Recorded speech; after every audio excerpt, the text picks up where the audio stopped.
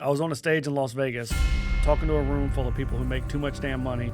And throughout this whole time, I've never told anybody my story. You know, I've hid it from everybody, even being in the 82nd Airborne Division, like running and gunning, going to Afghanistan, jumping out of planes, doing all the cool shit. People are wondering why Sergeant Gehle has a temper, or why Sergeant Gehle is depressed, or why Sergeant Gehle. I just couldn't get along with regular people. They do their rape kit test thing on me. He ran a haunted house, so every year he would hand out candy to thousands of kids, probably looking for prospects. I knew everything was wrong. I knew everything he was doing to me was wrong. But also 6 years of mentoring every single day, weekend. This guy mentored me as much as he abused me. As close as I'd ever been to killing myself, right when my son was born. But it's more about proving yourself right than it is to prove anybody else wrong. This award means more to me than it does to anybody else in this room. And I can assure you that, because that 12, 13-year-old Seth wouldn't believe that he'd be here today.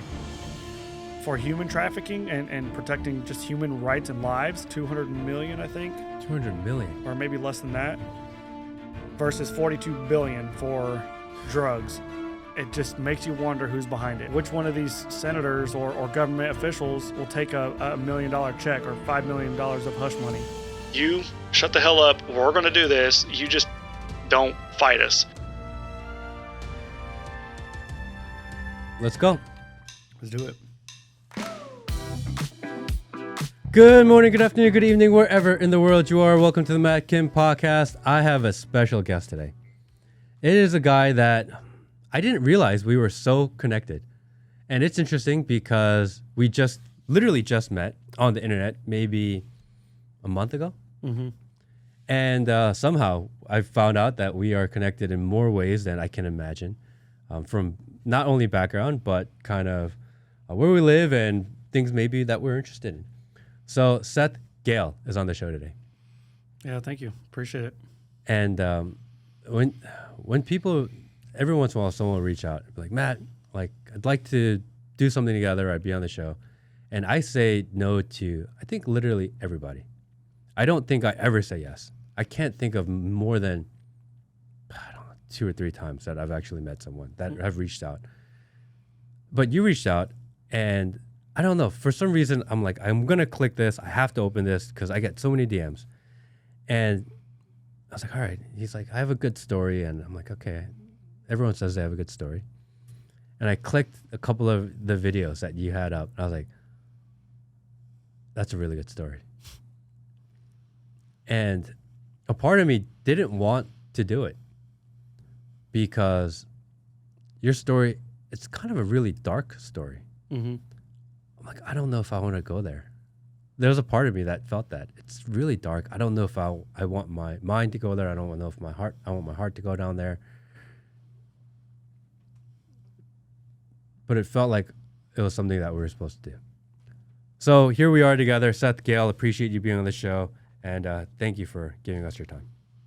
Yeah, man. Thank you. And thanks for the honesty there. It is dark. My story is very dark. What's crazy is it is not uncommon, right? What happened to me is not uncommon. And the uncommon part of my story is my ability to talk about it, articulate what happened, the circumstances, the psychology of it, and how prevalent it is today, right? So a lot of people, when I talk to them, I can go in as much detail as you'd like, or I can hold back the details. You know, some people like them, some people don't. They are hard to hear. I think they're important in some aspects because when you hear about what's happening to children, people, they think that it's just this one time, this innocent touch, this innocent moment, or maybe not innocent, but just so minimal. Maybe minimal is a better word. It's very, very minimal touching or something like that may happen to a kid. And in reality, you've got kids as, 1, 2, 3 years old who went through what I went through, 4, 5, 6 years old, who went through worse things that I've gone through. And based on what I have read and learned as of late, this is borderline one of the most traumatic things you can experience as a human being, right? And then on top of that, it is the leading public health cost in America, being that we spend more money recovering people like me than we do on heart disease and cancer, because it leads to so many different things, right? So we'll get into my story a little bit, but before I do, my story is, yes, it is dark, but it's not like a sad story. My story is about being resilient, powerful, moving forward,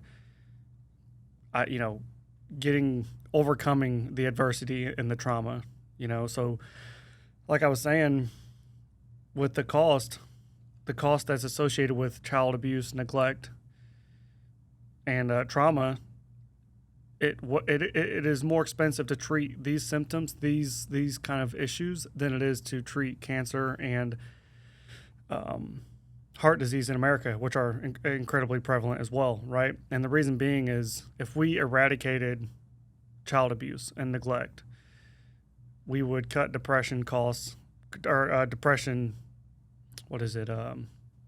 diagnosis by over 50%.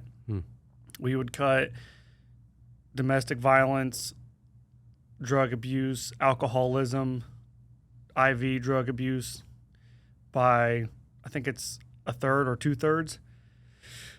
So a lot of the most problematic people that you see in the world, causing a lot of pain and suffering, they have a history of it. There was a study done back in the 90s on it was the ACE study, which is the Adverse Child Experience study.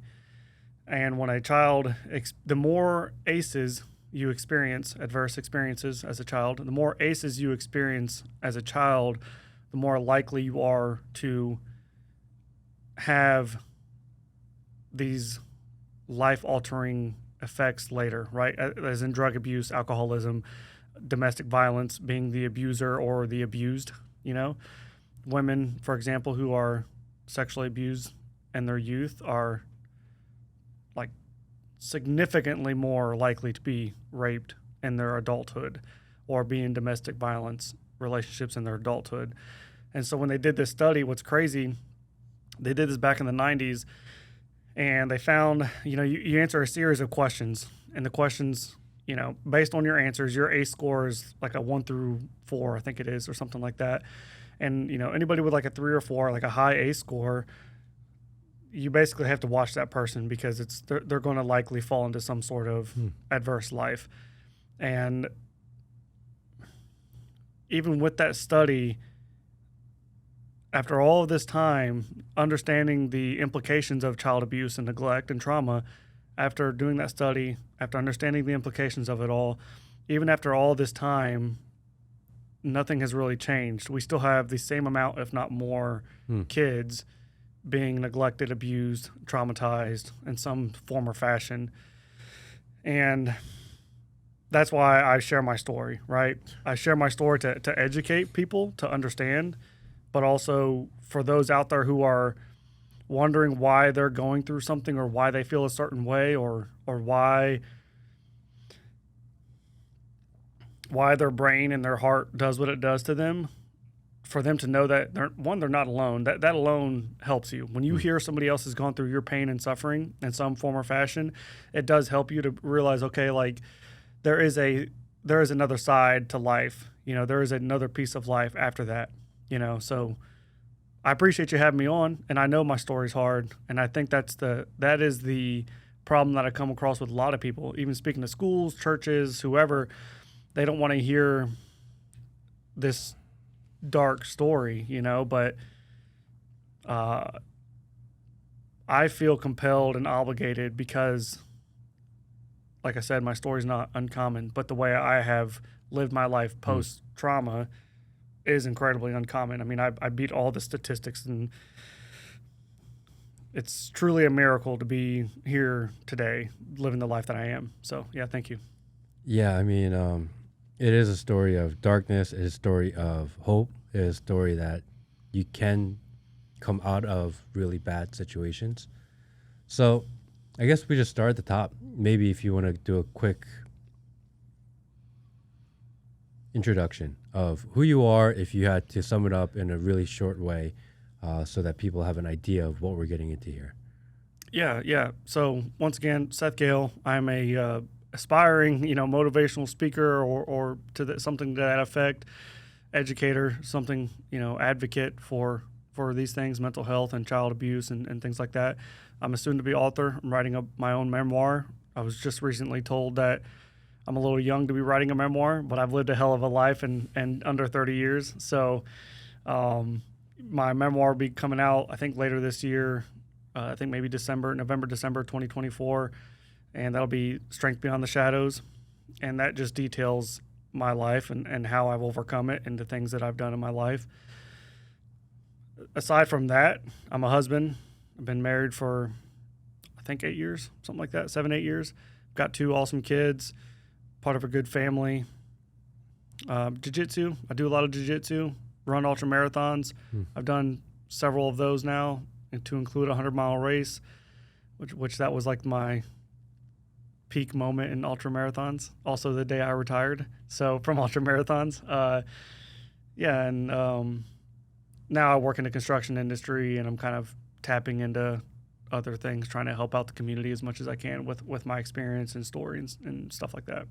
And podcaster, yeah. I just started my own podcast, the Impact Project podcast. That's finally kicked up and running. So yeah, a lot of things. You're a busy guy. Yep. And a lot of things going on. And again, thank you for giving us your time. Yeah, man. So I guess we go right into your story and I think we go as deep or as detail oriented as you feel comfortable doing so. Mm-hmm. I think eventually someone has to do it. And if we can help somebody else, I think that's really what it is. I think when I was thinking about it, it was if we can create a platform where we can help other people, then isn't it worth it? Because again, there was part of me, and I told Will, I said, well, I don't know if I want to do this one. I kind of don't. I don't want to go there. It's dark. It's heavy. Mm-hmm. It makes people uncomfortable sometimes. Mm-hmm. It really does. Because you don't want to know the reality of the world. And you want it to be a quick headline, and you're like, oh, that sucks, and you just want to move on with it. But you don't want to have to sit in it. It's too real. Mm-hmm. Why don't we just start from the top? Where does your story begin? And why don't we just start there? Where does your story even begin? Yeah. If you have any questions, just stop me and ask. I encourage any and all questions. I think I just recently saw somebody say this, that there are questions that we shouldn't ask. We shouldn't ask, quote unquote, survivors because of the victim blaming and shaming kind of thing. So if there's a question you have, just ask, because I know there are questions and I am able to answer them without any judgment, So I'll say that first, and we'll get into it. So I was born and raised in Ohio, Northwest Ohio. I was born and raised in Lima. I was born to a mom. She had me and my 2 sisters by the time she was like 19 or 20, and we're all back to back. So we're all 1 year apart, basically. And when I was about 2, my father stabbed my mom behind the ear. They got into a fight. He stabbed her behind the ear, and he went to prison. So I never knew my father growing up. I have some pictures of us around that time, but you don't remember those days. And especially when you have a adverse childhood, you forget a lot of it. And I have to actively journal and things like that to remember some of these things. I don't remember that incident. Some incidents later in life. But my father goes to prison when I was about 2. So I grew up without a father, single mother, 3 kids, probably doing the best that she could. She wasn't raised right as well, I don't believe. And as I've learned more, that probably removed some of her maternal instincts, which is really crazy to think about. But as I got older, maybe 3, 4, 5 years old, I remember we were always at babysitters' houses. We were always somewhere, and she was always working. We really didn't see her too much. We were raising ourselves. When I was old enough, or big enough to stand on a chair and reach the sink or the microwave. We were cooking our own food, doing our own laundry at 5 years old, you know. And around that time, I was staying with a babysitter. They had like 4 or 5 kids. One of them was a teenage boy, and unfortunately, he was probably damaged in some form or fashion, and he ended up reciprocating that to me, right? Which was, he ended up molesting me when I was about 5 years old. How old was he?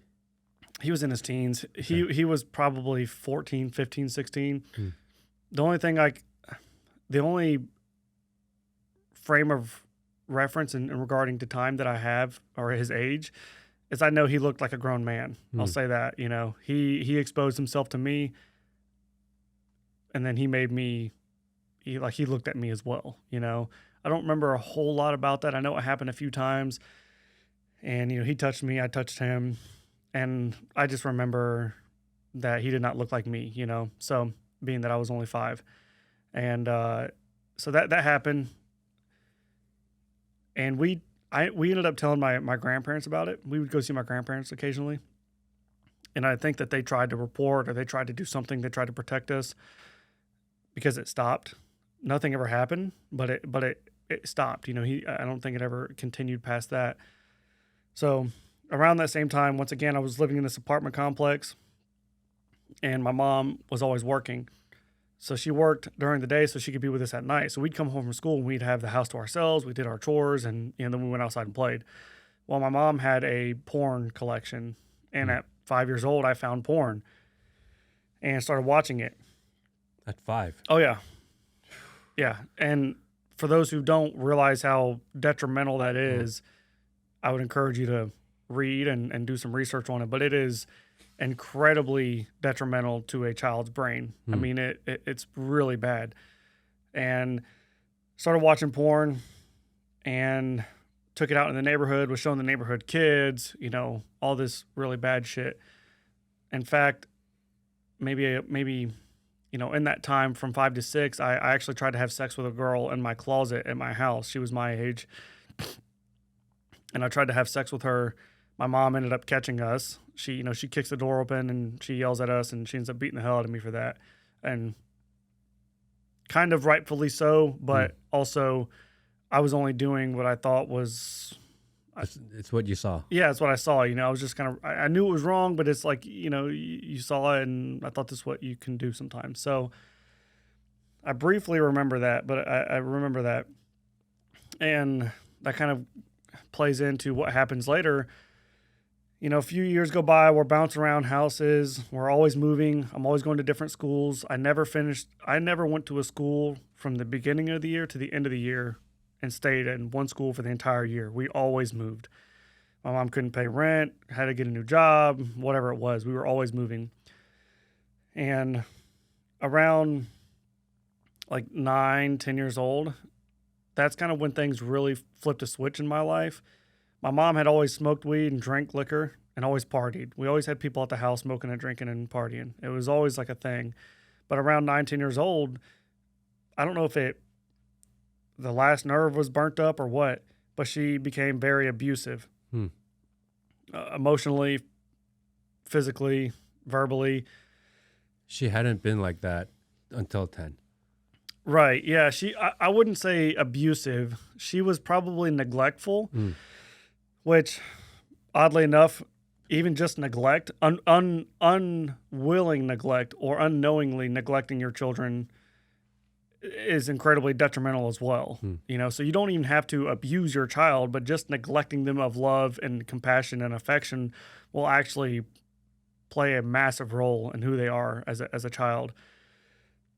And so around this time, she started to get more physical, basically. She'd always done the neglect and the verbal stuff, but she became very physical. And, you know, one day I was sitting in my bedroom and I'm playing video games, and my older sister walked in and she sat down next to me. She's venting because her and my younger sister just got into a fight. And I'm sitting here playing the games. My sister's off to my left. There's a wall, and she's got her back against the wall. Right next to her is the door. My younger sister's in another room crying. My mom kicks open this door suddenly, abruptly. I turn, look over, and my mom, like hammer fist style, takes her hand and just punches my sister in the face. And this memory is so like traumatic, I guess, because my sister had a sucker in her mouth. So my initial thought was she's going to like knock this thing down her throat or she's going to knock her teeth out. But she hits her in the face. Luckily, none of that happens. I remember seeing my sister's head snap back against the wall. Boom. My mom hits her probably 2 or 3 more times. And in that outburst, I jumped on the other side of my bed. And at 10 years old, 19 years old, I was like hiding behind my bed, looking up at my mom. And I'm like, I'm crying. And she looks at me verbatim and says, "What are you fucking crying about? Stop being a fucking bitch." And I didn't have a father in my life.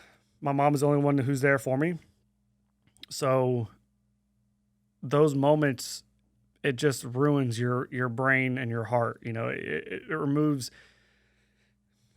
any like ounce of compassion, empathy, or love that you might have in a little child, And so around that time, I became very disassociated probably with my own feelings. You have to learn how to survive at a young age when those things are happening. I became very depressed and suicidal. I often thought about killing myself. At 10. Oh yeah. I was scared. I was scared of the pain. I thought about drowning myself, cutting myself, jumping from my roof. I would always look. I had this window. I would look out and I would think about like, if I land just right, I'll break my neck. And if I don't, it's going to hurt like hell. And I'm going to be stuck in a wheelchair or something. Like that's honestly like my rationale at 10 years old. And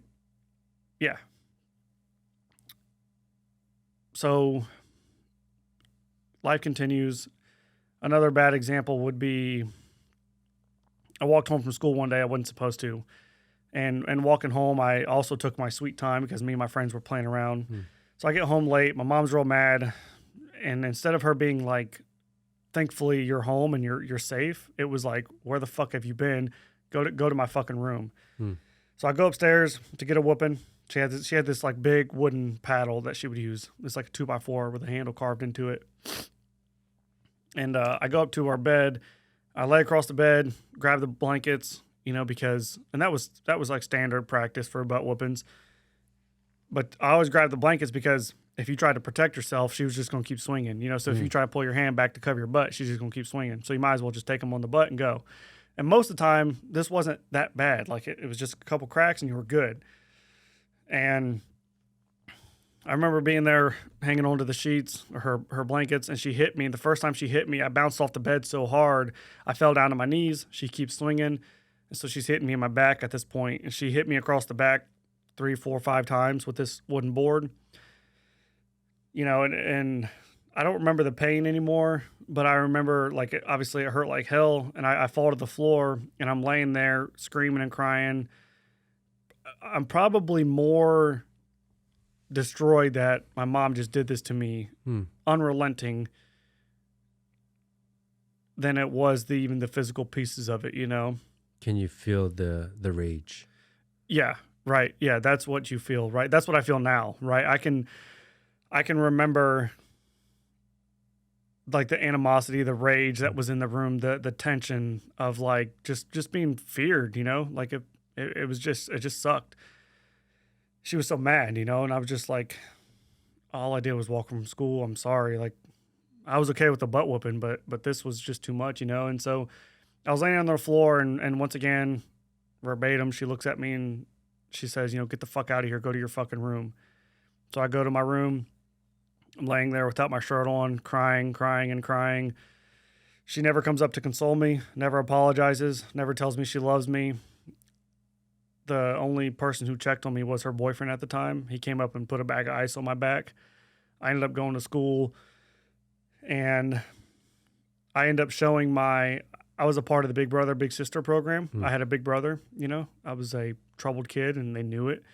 And so I had this big brother. He was in high school or college maybe. And I remember showing him my back And what's crazy about kids in these situations is they'll do things to get your attention, but then once they get it, they'll like back off. And this is what I was doing. So I showed this kid my back, and I had like 4 like stamped red marks across my back, from this board. And he asked me questions about it, and I was like, oh, I got jumped, and somebody knocked me off my bike and was hitting me with a wooden board. You wanted him to know, but you didn't want him to know. Yeah, exactly. And that's what makes it so hard to help these kids, because I was also, at the same time, I was also being interviewed by Children Protective Services quite often in school. And my mom knew that was happening. I think we either told her or we told her, hey, somebody talked to us today. And she would always tell us what happens in our house stays in our house, and it's none of their business. So at 8, 9, 10 years old, I was talking to these people that are trying to protect me and help me, and I was telling them it's none of your business what happens in my house. So you can imagine how hard it is to help kids when they don't even want, not that they don't want to, but they don't understand that they need to protect themselves and help themselves. When a child is going through these moments in life, they feel compelled to protect their abuser, their whoever it is, whatever the situation may be, even in an adult, even in domestic violence situations, So that's what I was doing. I was protecting my mom. I didn't want her to get in trouble despite all the shit that she was putting us through.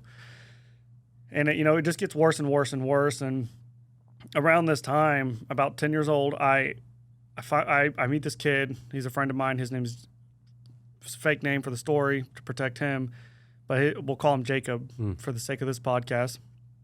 And I meet Jacob. Jacob lives around the corner from me. He's like 5 years older than me, 4 or 5 years older than me. And I start hanging out with him. He knows I have a jacked up life at home, which is why he lets me hang out with him. And so he's letting me come over, play video games, spend the night, have fun with him. I was hanging out with his friends, and he's protecting me, and he was awesome. I'm still connected with him today, and I love him to death.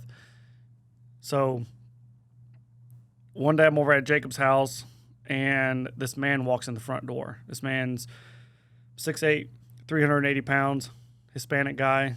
He's very pale, but you can tell he's Hispanic. He's got the Dahmer, like, serial killer style glasses on, long, black, slick back hair. And I remember the guy was just massive. He looked like a left tackle. I mean, dude was just huge. And he didn't look sloppy. He looked like he could throw a hard punch, is what I always tell people. And he walks in, and he introduces himself to me. And the first thing he does is he builds some commonality with me. So he says, you like video games? I love video games. I was playing Madden and NCAA and Halo 2 at the time. And I'm like, yeah, I love video games. He's like, oh, cool. He's like, you like football? Yeah, I love football. I love the Buckeyes. I love the Browns. Cool, me too. So he says, well, why don't you come up to my house with me and play video games with me and Jacob? So I said, well, okay, let me go home and ask my mom. So I go home, ask my mom. My mom says, as long as you're with Jacob, that's fine. And I'd been hanging out with Jacob now for a month or two, maybe 3 months. And, I go up to his house. I remember getting in his car, and that was the first time I had been in a car that had AC, which was like, as a kid, you're like, oh, finally, like it's not hot as hell in the car, We go to this chicken place in my hometown, famous chicken place. We get some chicken, and I could get whatever I wanted. I could get the 8-piece chicken tenders and a pop and mac and cheese and fries. And I'm in the back seat. I'm like, dude, this is awesome. Because my mom, single mom on welfare, we don't get these things. This is what the good life is like. Yeah, this is the good life, man. Yeah. So I'm like, hell yeah, dude. So like we're going up to his house. It's like a 30-minute drive. We'll listen to Metallica, AC/DC. He's got this like banging system in his car. And I'm just like, dude, like, this is fucking awesome, man. Yeah. I'm with my friend Jacob. We got this new friend. His name's Mondo, we called him. And I'm like, dude, this is going to be sick. So we go up to his house, and he lives in this studio, this big studio. And you walk in, and it's dark. It's about a 9-foot ceiling. There's acoustical ceiling tiles. The 2x4 fluorescent lights in the ceiling. And I look to my right. There's this entertainment center. There's 2 or 3 TVs.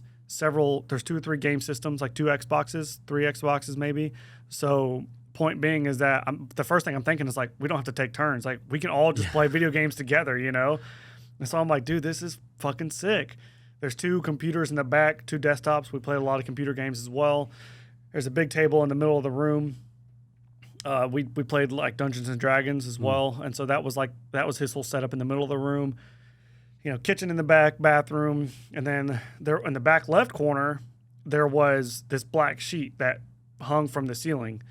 And it was just kind of like stapled or tied into the ceiling tiles above. And it kind of boxed off the left corner. And that's where his bedroom was. So there was no physical walls in this place. It was just sheets hanging up around his bed. And there's trash everywhere. Like, so much clutter, so much trash, pizza boxes, pop, bottles, all this shit, right? But I didn't really give a shit. I was like, whatever, dude, I'm here to play video games and like have a good time, you know? And I don't have to take turns. Exactly. I don't have to take turns, right? So, and you know, his fridge has got pop, and we ended up getting pizza that night. And so you get like 3 or 4 pizzas, pop, no rules. You can stay up as late as you want. Like, I did not go to sleep. I played video games for like 18 hours straight. You know, I was it was awesome. So we're hanging out, boom. We go home on a Sunday, and, you know, he's like, well, I'm like, man, I want to go back like next weekend, you know? And you had fun, and there was nothing wrong with it. Yeah. Yeah. In fact, I mean, so I slept on the couch. I either slept on the couch or there was like one of those like rollout pad things that I slept behind the couch. And my friend Jacob, who's older than me, I remember him going back and sleeping in the guy's bed with him. And to me, I was just like, whatever. Like, it would be the same as me going back and sleeping with Jacob. Like, boys, whenever we have sleepovers, we sleep together sometimes. Not a big deal. That's what I thought.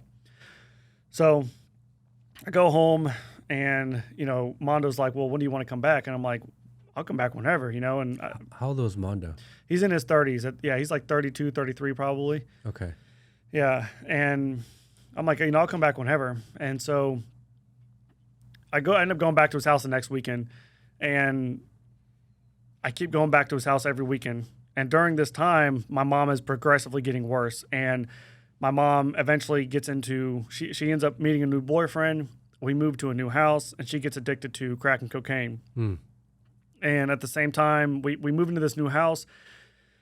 There were many times we didn't have utilities, you know. We didn't have power or gas or whatever it was to keep, you know. I remember having to boil my bath water, for example, and going up there and dumping the hot water in the tub, stuff like that, which, you know, that's really not that bad, but it just kind of gives perspective on those kind of things. So anyways, we were living in this house, and I remember when we got there, I went upstairs to look at my room, you know, and just to be clear, at this point, you know, I was struggling bad. I was getting bullied at school. You know, my mom was mean. And so the only escape I had from this life was going to Mondo's house. And the reason why I say that is I go up to this room. This is my bedroom, right? And it's got hardwood floors. The floors are buckled all the way across. They're cracked, buckled, split. It's like literally hard to walk across the floors, and it smells like cat piss or like dog piss and shit. Supposedly the people that had lived there before had 2 or 3, 4 dogs, and they were just locked in that room. So that was my room. To make matters worse, there was a hole in the ceiling that was about 2 feet wide and 3, 4 feet deep. I could literally see into the attic structure above. There was no insulation. You know, there was just nothing. There was just this hole, and I could see the attic. And so when it rained, the rain would come right into my room, which is the reason why the floors were so damaged, you know, from the moisture and everything. And I slept on a little 3-4-inch mattress that was laid right on the floor. Had a thin little blanket, wet the bed every night, freezing cold in that room every single night. Ohio winters are. Yeah. And it was not from Ohio. Yeah. It gets cold up there. Right. Yeah. So the cold wind would just like whip into my room, and it was just miserable, man. It was a miserable experience. And so I keep hanging out with Mondo. You know, over the course of about 3 months, I start telling him about my life, right? Where I'm like, I think my mom's using drugs, and like hard drugs, and my mom is abusive. She punches us sometimes. She grabs us sometimes. She's not with us. She doesn't love us, things like that. And he starts to disclose the same information about his mom and his childhood. He starts to tell me that his mom was abusive, his mom didn't love him. He grew up with a bunch of sisters, but he was like the outcast. And he would tell me, you know, he didn't have a father in his life. So we had all these commonalities, right? So naturally, as a child, I wanted to be with this guy because he understood me. You know, there was nobody else who understood me the way that he did. And so we start having like very adult-like conversations. We would talk about politics. We would talk about all of these different, like some very high-level conversations for a 10, 11, 12-year-old kid to have. Which is a sign that something is happening. When you hear children having conversations about like something that maybe a 5-year-old shouldn't be talking about politics. When you hear that, or you hear that some sort of, they say big words sometimes, that's kind of a clue that somebody's talking to them. Somebody's saying something to them, and it could be good. It's not always bad, but that's just a sign to pay attention to. And at the time, that's what was happening with me, is I was having all these educated conversations with him. And, lo and behold, about 3 months into knowing him, 3 or 4 months into knowing him, I'm at his house. And Jacob's actually up there that weekend. It was on a Sunday. Jacob goes to get tacos down the street. So he comes back. While Jacob's gone, I was sitting in Mondo's lap. And, he's this real big guy. I was this tiny little kid. I was sitting in his lap because it was always freezing cold in his studio. And so I remember one day he was just kind of like, well, if you're cold, why don't you come up here and sit with me? He had a blanket. So I would sit with him. He'd cover me up with a blanket, and it was nice and warm. And truly, it just felt good. Like I was like cuddling up, snuggling up with somebody. Yeah. As odd as that sounds as a 10-year-old boy and a grown man. But like my children, when I go home today, they come and cuddle and snuggle up with me. You know what I'm saying? So they're probably not longing for that from anybody else because they get it from daddy or mommy. And I never had that in my life. Never. So to sit there with him felt good. And when this was happening, he had his left hand on my left hip, big, massive hands. I remember his hands. He had long nails. He had very calloused hands. His knuckles were so calloused, he could take his fingers and rub them together, and it would sound like you're rubbing rocks. And he would always do that. He'd always rub his knuckles together, and it just sounded like you're rubbing rocks, So his hands were just really calloused, rough hands. And I always remember what his hands feel like, because of what happens. And he basically, his hand drops off my hip, touches my butt, and he apologizes. And I said, "Oh, it's not a big deal." I figured it was like me and you bumping each other in the hallway, Yeah. Not a big deal, man. Don't worry about it. So he puts his hand back on my butt, and he says, "So this is okay." And at that moment, I froze, which is exactly what they want out of the child. They want them to freeze because the child doesn't immediately say no. Therefore, they have consented at that point, right? In their minds, and they know what they're doing. They know that it's not consent, but they know that if the child doesn't say no or stop right away, they've got him. It's like setting the hook on a fish. It's like testing. Yeah, exactly. And he got me. I didn't say no right away. And so what'll happen is Jacob pulls up to the house. He takes his hand off. I go home. Don't think anything of it. I was kind of like, I knew when he put his hand back on my butt, I knew where it was going. And I was kind of like, shit, like here we go, I kind of tell people it's like being at the top of the roller coaster and you hear that last click and you kind of look down and you're like, oh shit. That's kind of how I felt, like that. You're like sick to your stomach, And Jacob pulls up, he moves his hand off. I go home. I'm like, maybe nothing's going to happen, I'll go back. It's not a big deal. We're playing video games, eating pizza. I'm probably overthinking this. You're like gaslighting yourself, thinking that it's not going to happen, You want it to be, what you thought it would be. Yeah, exactly. Which is, you want to have someone that cares, someone that loves you. You want to have friends to hang out with. You want the perks of being there, which is the video games, the pizza, and pop. Do you think that when he was telling these stories to you and having these conversations, and he said, I had a very similar childhood, do you think those were real stories, or do you think he made up those stories to connect with you? That's a good question. I've thought about that a lot over the years. I don't know if they're true or not. I met his mom knowing him pretty quick. I met his mom within like a month of knowing him. and I had real long hair at the time. I had real long hair down to my shoulders. And his mom actually told me I was too pretty to be a boy when she first met me. And I did look like a little girl, admittedly. But I met his mom. I met his sisters. I knew his whole family. I would go to family events with him and outings, his Thanksgivings, his Christmases, because I didn't have much of a family. So I would go with him. It was more enjoyable than mine. And his whole family was good and put together. His sisters were all relatively successful. They were living happy, meaningful lives. They had families with children and all those things. And he was the only one that didn't. He was the only one that was alone and single and, living that life. I have not talked to his family since. I would love to. I'd love to talk to them and sit down with them and connect with them and ask them, like, what was he like growing up? Like, what was going on? Like, what do you think led him down this path, Because I don't know. And these people are absolutely monsters, right? But at some point, he was a child. He was a baby. And he knew nothing but good things in this world. Yeah. And then something happened. And then another thing happened. And then another thing happened that twisted his brain into doing what he would eventually end up doing, right? And I'm not defending him. I'm just...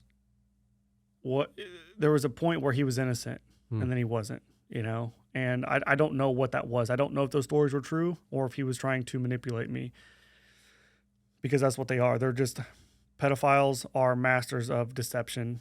They are incredibly coercive and deceptive and persuasive, whatever whatever you want to call it. So I don't know if they were true or not.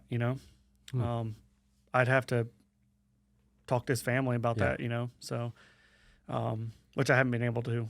So I'm open to it, but I just can't find him. So, anyways, I go back to his house. Keep going back to his house. And basically from this point forward, at 10 years old, it progressively gets worse and worse and worse every weekend. The most simple way I can explain it is like when you're dating somebody in college, right? You go out to dinner, then you go out to dinner and a movie, and then you go out to dinner and a movie and you get a hug, and then it's a dinner, movie, hug, and a kiss, and then it's going back to my place, and then it's, there's these steps that you take in a relationship, and that's kind of what he was doing with me. So, a couple weeks later, I'm at his house again, and I actually just remembered this detail because I was going through the police reports. I was up at his house, and I remember he called me back. It was either called me back to his bed or he did it on his chair, but I was standing there and he just ripped my shorts down suddenly, out of nowhere. He just pulls my shorts and underwear down and it exposes me, right? I was embarrassed. I pull up my shorts right away, start crying. I'm just standing there crying and scared. And he did this, I'm sure, because he knew that it would hurt me, probably. He knew that it would be embarrassing, and I didn't have anywhere to go. I was already at his house. So who am I going to call? Who am I going to talk to? Who am I going to console or confide in? It's him, right? Because he's the only one there. So he rips my shorts down. I start crying. I pull him up. And he's like, well, he's like, hey, I'm sorry. I didn't mean to do that, So it's like beating a dog and then giving them a treat, You're messing with the psychology of that person, and he knew what he was doing. So he says, I'm sorry, and he, holds me and hugs me. And that may have been the first time he told me that he loved me. And, so things just keep getting worse and worse and worse. What does that feel like? With your mom not telling you that she loves you, and all of a sudden this guy says, I love you? Confusing, man.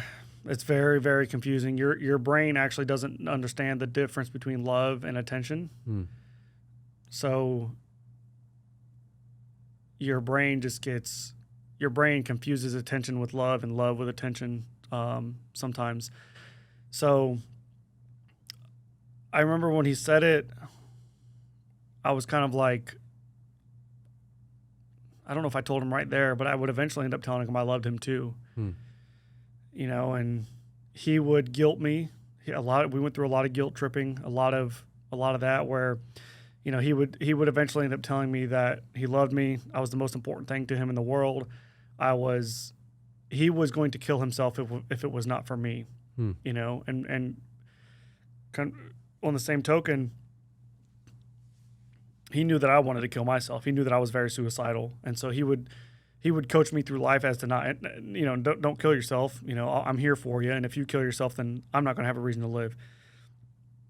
So at 10, 11, 12 years old, I'm navigating all of these emotions with a grown man, which is tough. And he, so I started reciprocating the same feelings, but as the time goes on, he progressively does more and more, right? So he's touching me. Then eventually he starts sticking his hand in my shorts and my pants. He starts trying to use his hands on me. One of the more like haunting details, I guess, is he had long fingernails, and I remember him trying to use his fingers on me. And I told him, like, no, it hurts, first off, and then he's like, well, what's wrong? And I said, well, your nail hurts, So I came back the next weekend, and he had trimmed his nail for me, So it's like this. It's people don't understand. This is the reason why I think these details are important, is because people think it's this innocent touching, right? Or petting of a child. And it's like, these guys are doing malicious, like brutal things to children. And because you don't want to acknowledge it, it's going to keep happening.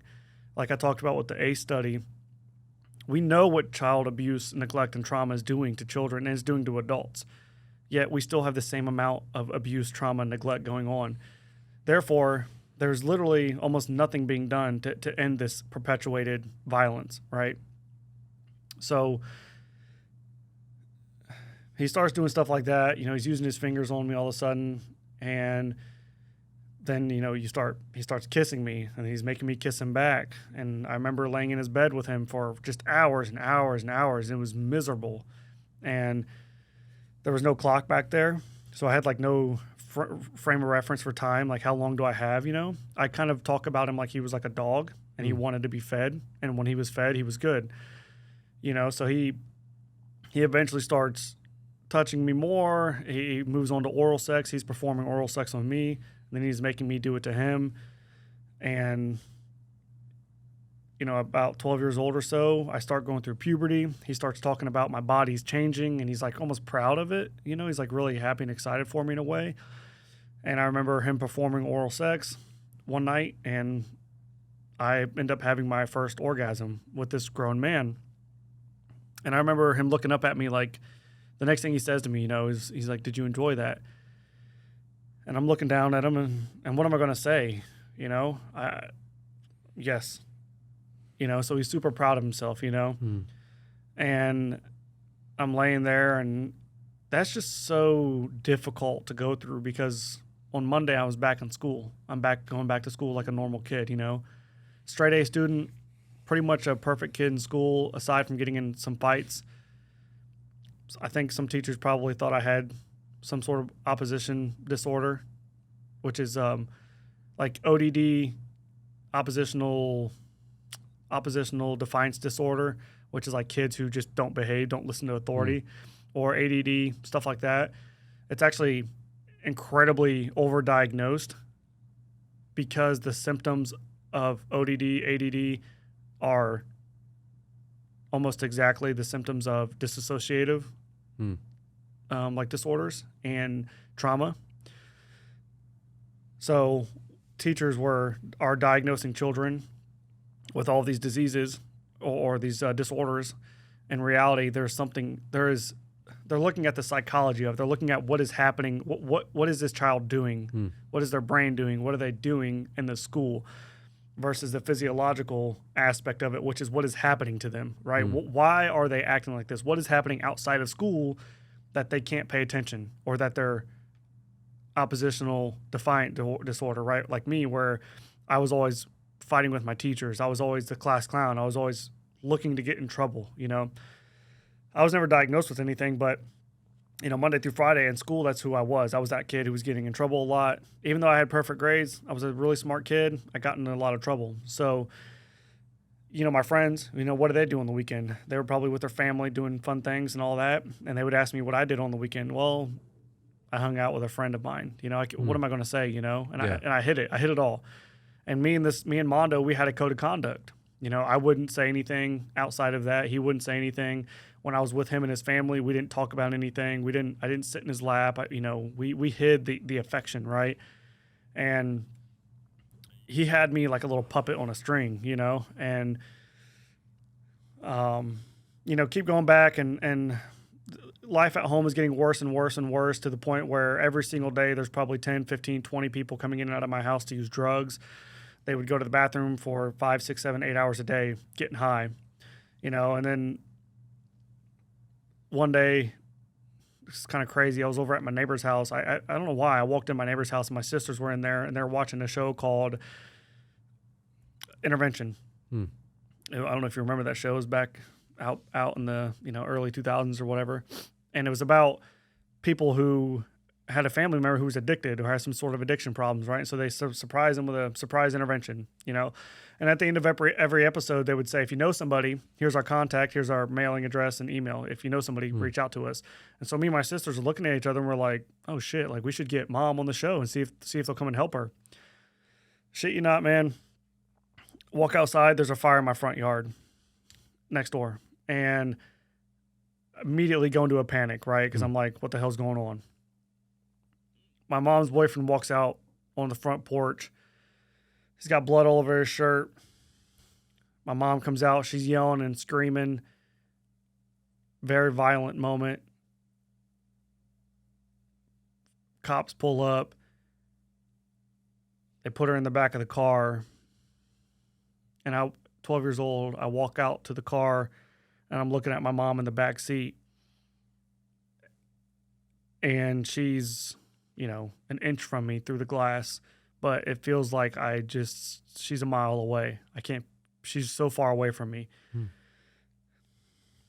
And I can almost see it playing out as it was going on, almost like a third person camera from above, like watching this whole thing happen with this little boy screaming and crying and beating on this police car window for his mom. I couldn't even talk, and I was just screaming and crying, and my mom is in the car and she's like, it's going to be okay. I'm going to come and get you. I love you. And she's gone. So I go into my house, cops in there, we have some family members that are there, and they're like, what are we going to do with the kids? Somehow my dad ends up in the picture. He finds out that this happened, and he ends up at my house. The cops say, okay, they're going to go with the dad, right? So we move in with my dad about 45 minutes away, an hour away from my hometown. And I was living there for a little while, got into a bunch of trouble at school. This is textbook trauma, trauma child, right? Go to this school. I'm once again getting in trouble. My grades actually dropped tremendously. Went from being a straight A student to almost straight Fs. I ended up in alternative school for slapping the principal. He put his hands on me, and I turned around and slapped him. Got into a bunch of trouble. Principal told me I was going to end up in juvie if I kept doing what I was doing. Nobody tried to help me, I had a teacher who, on a Saturday school, told me to write about my summer. Well, I'm not, and the thing is I was manipulating them as well. I was smart enough to know that I could have wrote anything about my summer, you know what I'm saying? But I was like, fuck you, I'm not writing about my summer. Like, you want to know about my summer? Like, you really don't, because of what was happening to me, And I was smart enough to know what I was doing. I was manipulating them, I wanted that attention. I wanted them to know why I couldn't write about my summer, And they didn't. They didn't care to ask, They just, and I don't know if I would have told them, but they took me out in the hallway and they yelled at me, and that was the end of it. You're almost crying for help. Exactly. The same way I was previously, where I had told the big brother, like, look at my back. I'm like, it's that cry for help. And you get so close to getting help, and then it's like, okay, never mind, I don't want it. But this teacher didn't even offer it, They just attributed it to me being an asshole of a kid. And so I ended up going to alternative school, and they told me if I got in trouble again, I was going to go to juvie. So I told my dad, I was like, I can't stay here. Like, I've got to go back to my hometown where I know people. So I go back to my hometown, and basically for about the next 4 or 5 months, at 12 years old, I was bouncing around, living with random people, living with different people, living by myself with some adults sometimes. I was getting to school, coming home, doing all the things by myself, essentially. And which is really hard to think about when you're 10, 11, 12 years old. And I end up at this house of family friends, or well, not family friends. They were just friends of mine that I actually met. I met them through Mondo. I was at this couple's house. And one day I get a phone call. I never got phone calls. So I get a phone call and they're like, "Hey, Seth, it's for you." And it's my mom. My mom is calling me to tell me that she's like out of jail or something at this point. And she says, "I'm going to come and get you." And I had to tell my mom, "I don't want to live with you anymore. I don't want to go back and live with you. I have a family now. Like, these people are taking care of me, and I'm okay." And she, instead of like, "I love you and I'm sorry and I forgive you," and all of these things, she tells me, like, "Fuck you. I'm going to come and get you. You're my fucking son. You're my responsibility. This is, bullshit. Like, you can't stay away from me," something to that effect. And so I break down the phone. I'm crying. I'm scared because I don't want to go back and live with my mom. Like, the family I was living with was like a very middle-class family, but we had a mom and a dad in the house. I had siblings, you could say, and I had food on the table every night, So, like, I was happy. And she says all of that. The father sees me crying, so he comes up and asks me what happened. I tell him, and then he immediately offers to adopt me. And I'm like, yes, please do what you can to adopt me. I do not want to go back and live with my mom. And my sisters, I don't know where they were at this point. You guys were separated?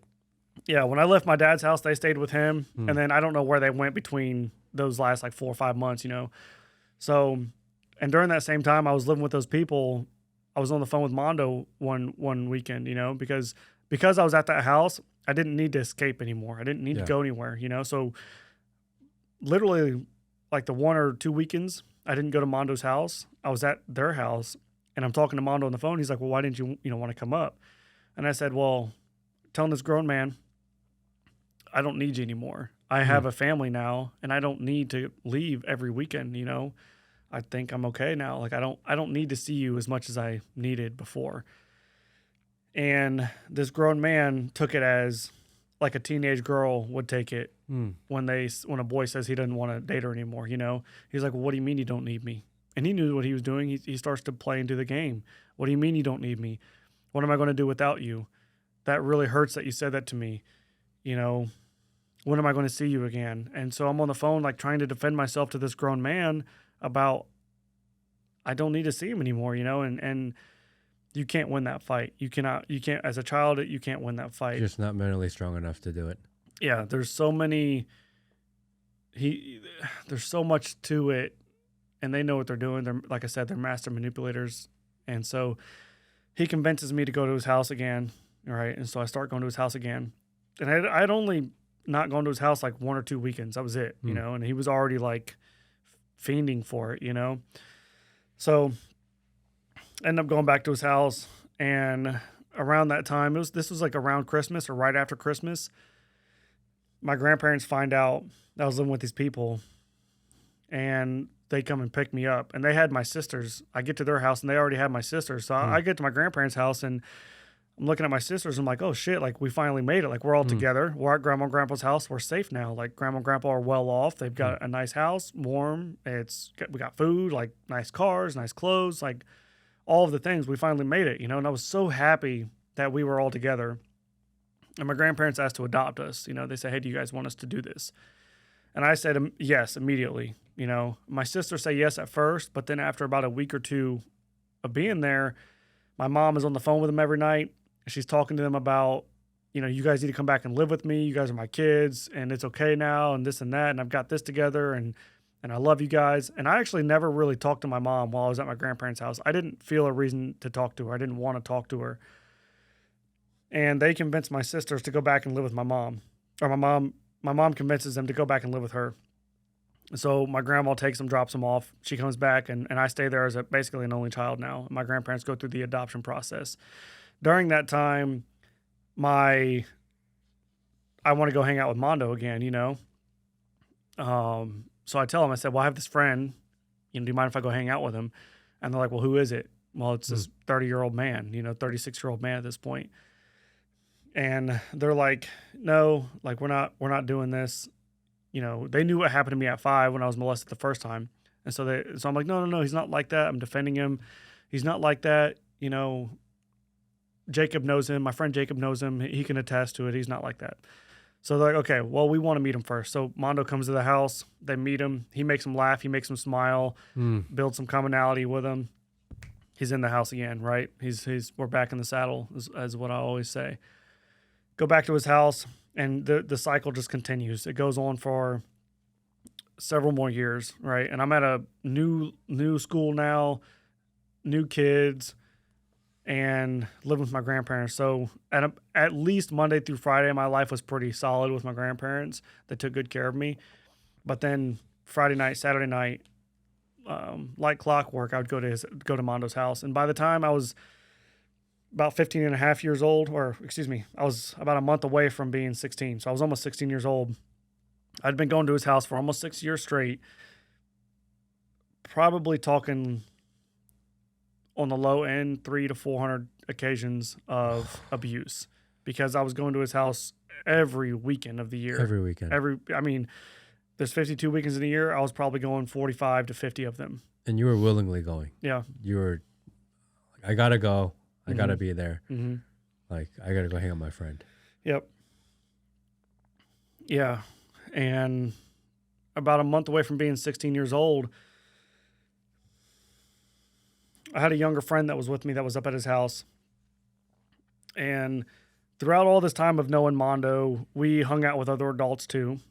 And Mondo would make comments about me to these other adults. We'd be in a room with other adults, not my family, but just these friends that we had. And he would say, okay, well, we're going to go back to my house. I got to go back and fuck Seth tonight. Or I got to go back and, Seth's going to blow me tonight. He would say that out loud. Yeah. And everybody would just laugh. Everybody's like, ha, like, it's so funny. But it was 13, 14, you were a 15. Kid. Yep. And they're laughing. Like it was a joke, or they knew? Like it was a joke.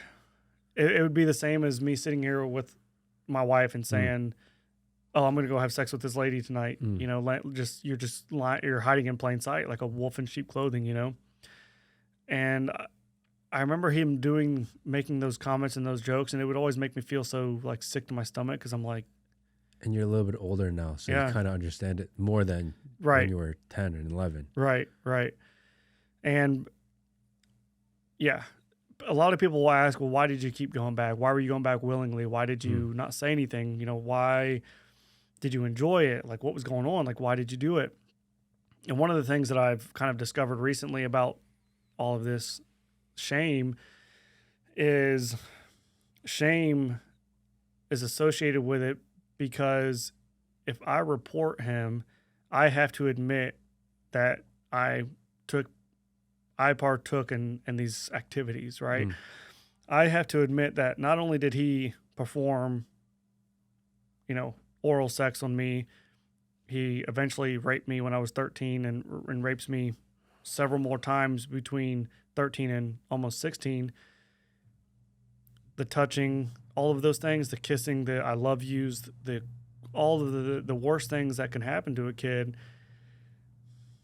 If I report him, I have to admit that those things happen. Therefore, in a way, I was letting it happen, and I'd have to admit that yes, I was there, and those things happened to me, and I did those things. So that's what shame does to you. That's why people, in my opinion and my experience, that's why I couldn't report him, because what am I going? I can't go to school and tell these kids that I did these things. I can't tell anybody that I did this. It's embarrassing. It's shameful. It's disgusting. So I never wanted to report him. I never wanted to say anything. I didn't want to go back, but if I didn't go back, then what would happen? People would question me. Well, why aren't you going back to his house all of a sudden? What happened with Mondo? Because if you stop suddenly, if you have a daughter or a son and they don't want to see your brother anymore, well, wait a minute. Why are you so against going to your uncle's house or your cousin's house? Why are you so against it all of a sudden? Well, that leads to questions. And I knew that, right? I knew that if I didn't go to his house, it would lead to questions like, well, what's going on? Like, why don't you want to go back? Did something happen?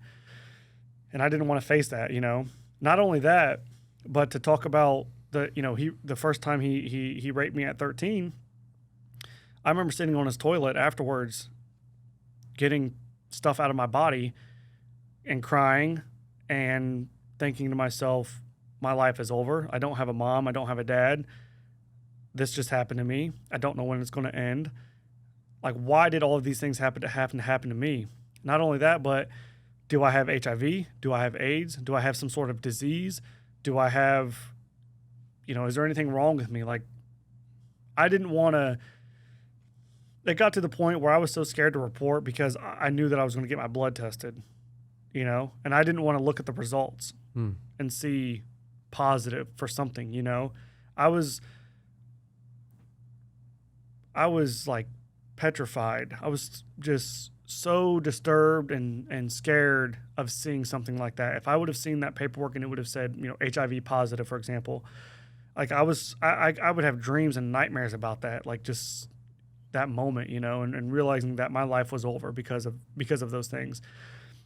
Also, people would say, are you gay? Are you gay? Like, you did this with a man. Like, why did you do this? So all of those reasons you don't report, and I had been battling that for years, obviously. But this one weekend in particular, I was up at his house, had a younger friend with me, and I told you about the comments he would make about me, right? Well, I actually have this in the police reports now. I couldn't remember what he had said to this kid that night, but it was in the report. So now I remember verbatim. I can remember him saying it now. We were sitting there. I'm playing on the computer, playing video games, and he says to my younger friend, he says, if you're having a bad day, I can take you back into bed and blow you. It says it right in front of me too, and I'm thinking to myself I'm like, hey man, I know what you're doing. You realize that, right? Like, you played this game with me, like I know what you're about to do to him. I know you're not joking, and my friend laughs it off, and I kind of laugh it off, and Mondo goes back to his bed, and my younger friend goes back there too. He calls him back there. And this is the first time that I can remember my younger friend going back there. And so I knew that it was going to happen to him, and I couldn't let it happen, So oddly enough, I'm playing the video game. My friend Jacob, who introduced me to Mondo previously, is on the video game as well. And I text Jacob on the game. I said, hey, man, I really need to talk to you tomorrow. Can you come over? He says, yes. That's all he says. Cool. So Mondo comes out of his room suddenly, kind of weird. And he walks over to the computer and he's like, hey, what are you doing? Who you playing with? And I was like, oh, nobody. I didn't want to tell him I was playing with Jacob because Mondo would often talk shit about Jacob, saying, Jacob didn't hang out with us anymore. He's too good for us, kind of those things, So I didn't want to tell him I was playing with Jacob. And thankfully, Jacob doesn't say anything else to me in the video game because if he would have, the chat would have popped up and Mondo would have seen this. You know what I'm saying? Part of me thinks that he did see a piece of the chat because the whole room kind of changed. I thought he was going to kill us that night or something because I feel like he did see something because he got very quiet. And, nothing really happens. The night goes on. I end up going back to bed with Mondo again. He rapes me again this weekend. And when that happened, that was a Saturday night. I wake up Sunday morning. We go home. Mondo drops me off first, takes my younger friend to his house, which is 20, 30 minutes away into the city. And Jacob comes over. Jacob and I are walking around our property, and we go inside, and I'm in my room, pacing back and forth. I'm like, hey, man, I've been wanting to tell you this for a long time. I just don't know how to say this. I don't know what to say or how to say this. And so I just that's all I can say. I don't know what to say. I don't know how to tell you this. I'm just scared, and I'm panicking. And then he breaks it with, Mondo touched you, didn't he? And I fall apart. I fall to the floor, screaming, crying. It's obviously a yes. And so he says, well, he did it to me too. And I look over at Jacob. Mind you, he's like 21, 22 now, something like that. And he's my hero. Like, he's like my bigger brother. He's this guy. He's like, I just love him to death, And so I couldn't believe that it had happened to him. It'd be the same as if your dad told you it happened to him. Like, that's your dad. Like, that's a man. Like, that doesn't happen to him, And that's kind of how I looked at Jacob. And I get up and, we start hugging it out a little bit. And he's like, well, what do you want to do? Do you want to report him or do you want to keep it a secret? And I said, fuck this guy. We got to report him. I said, he's about to do it to my younger friend. I was like, I'm not going to let this happen to anybody else. So we go tell my grandparents. And, you know, my grandma breaks down. She's horrified and she's crying. And I felt terrible because I had defended this guy for so long. And he had been to the house. They had met him. Yeah, man. And statistically speaking, over 78% of the time, you will be, or victims of sexual abuse are abused by somebody within their immediate family, i.e. mom, dad, brother, sister. Over 90% of the time, it's by somebody in their circle of trust, whether it's a church member, sport coach, school, family, you know, to that effect. So it's incredibly prevalent. It's not the man in the van. It's somebody that's in your house or in your family or in your circle of trust.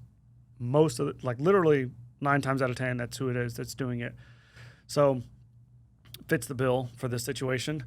And we go to the hospital. I remember getting down to the hospital, being in the exam room.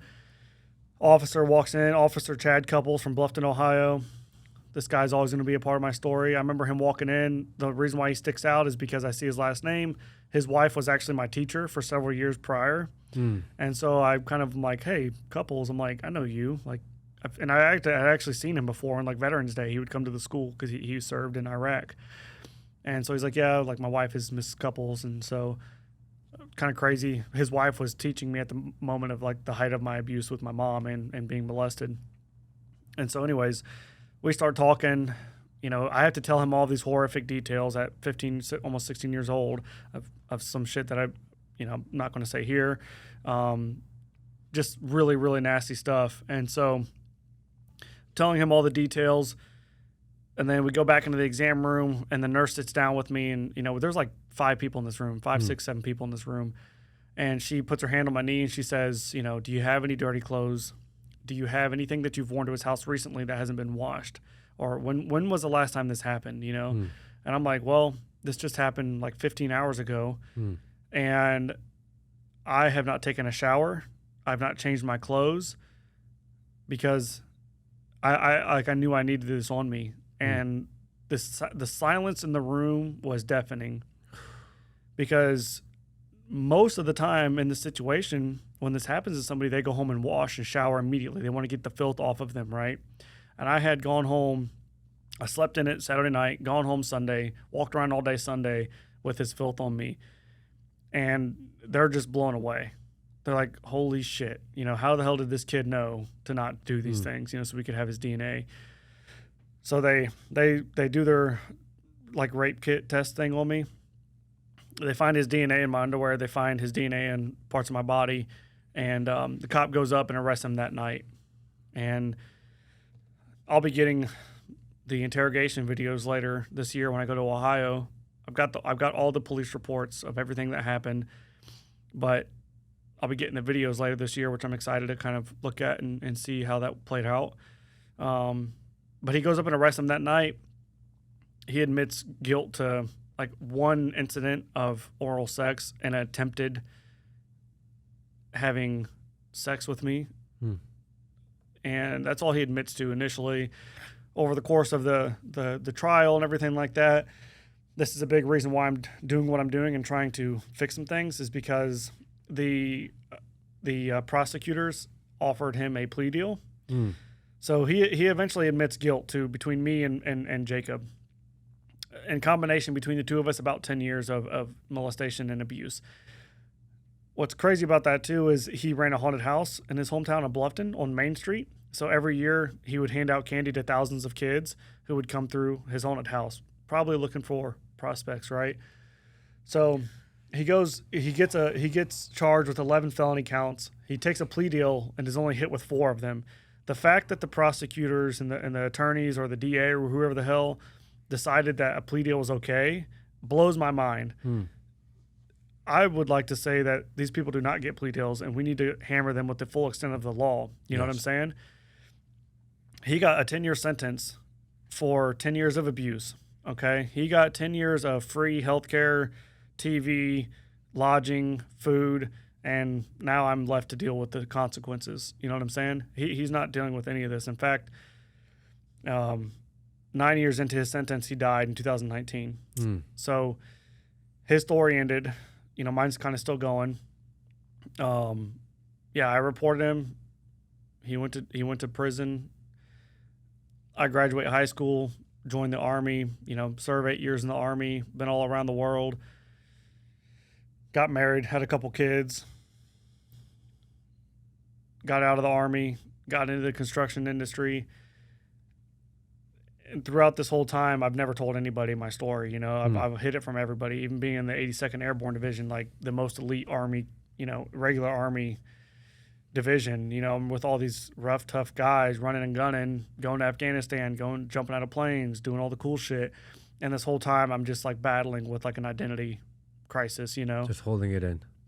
Yeah. And people are wondering why Sergeant Gehle has a temper, or why Sergeant Gehle is depressed, or why Sergeant Gehle has all these issues, or why he's an asshole, or, whatever, why I just couldn't get along with regular people, why I didn't fit in with all the boys, and it just, because my heart and my brain are kind of fucked up. And, I get out of the Army and battling depression really hard during my exit from the Army, and was as close as I'd ever been to killing myself right when my son was born. Thankfully, my wife and my kids kind of pulled me out of that. And when I got out of the Army, I got into the construction industry. I worked for the third largest home builder in America. And I was, in my first year there, I was the construction manager of the year. The following year, I was sent out to Las Vegas to the International Builder Show, and I received the Chairman's Award from the National Association of Home Builders, just for my work, not only in building homes, but also in advocating for veterans and construction. And when I received that award, I was on a stage in Las Vegas, right? And I'm talking to a room full of people who make too much damn money. And I had this whole speech wrote out. To say all the shit that I had been through, When I got up on that stage, I knew who people saw. They saw this man who probably looks like anybody else who lived this very average life, who happened to do really good in construction. And I wanted to tell those people so bad that they had no idea the amount of pain and suffering and fight that I had in my body to get through what I had gone through, And I scrapped the speech at the last second, and all I kind of did was say thank you to everybody. And I wish I would have kind of gone. That's maybe the only regret that I have is not dropping that, having that mic drop moment of like, this award means more to me than it does anybody else in this room. And I can assure you that, because that 12, 13-year-old Seth wouldn't believe that he'd be here today, And so I go home, but that was kind of like the catalyst of me writing my book, because I had wrote out my story multiple times and deleted it because I was like, this shit don't matter. Like, nobody gives a shit. Yeah. And when I reached the point of like my so what, like, there is a beautiful life on the other side of this. The fact that I've been married for 8 years, it's a miracle. I've never been addicted to drugs. I've never been an alcoholic. I've actually never received any formal therapy, which I'm not necessarily proud of that, but the reason why I say that is it just attests to the power of the human spirit as long as you work on it, this resiliency thing that all people have. As long as you build it and work on it, you can accomplish some incredible things. And that's what I've gone on to do with my life now. And to say that I'll be a published author here in 4 or 5 months, it's mind blowing. My story is not about me. Like I said, my story is not my story is not uncommon. The way that I have overcome all of it and to be the man that I am today, that is the uncommon piece.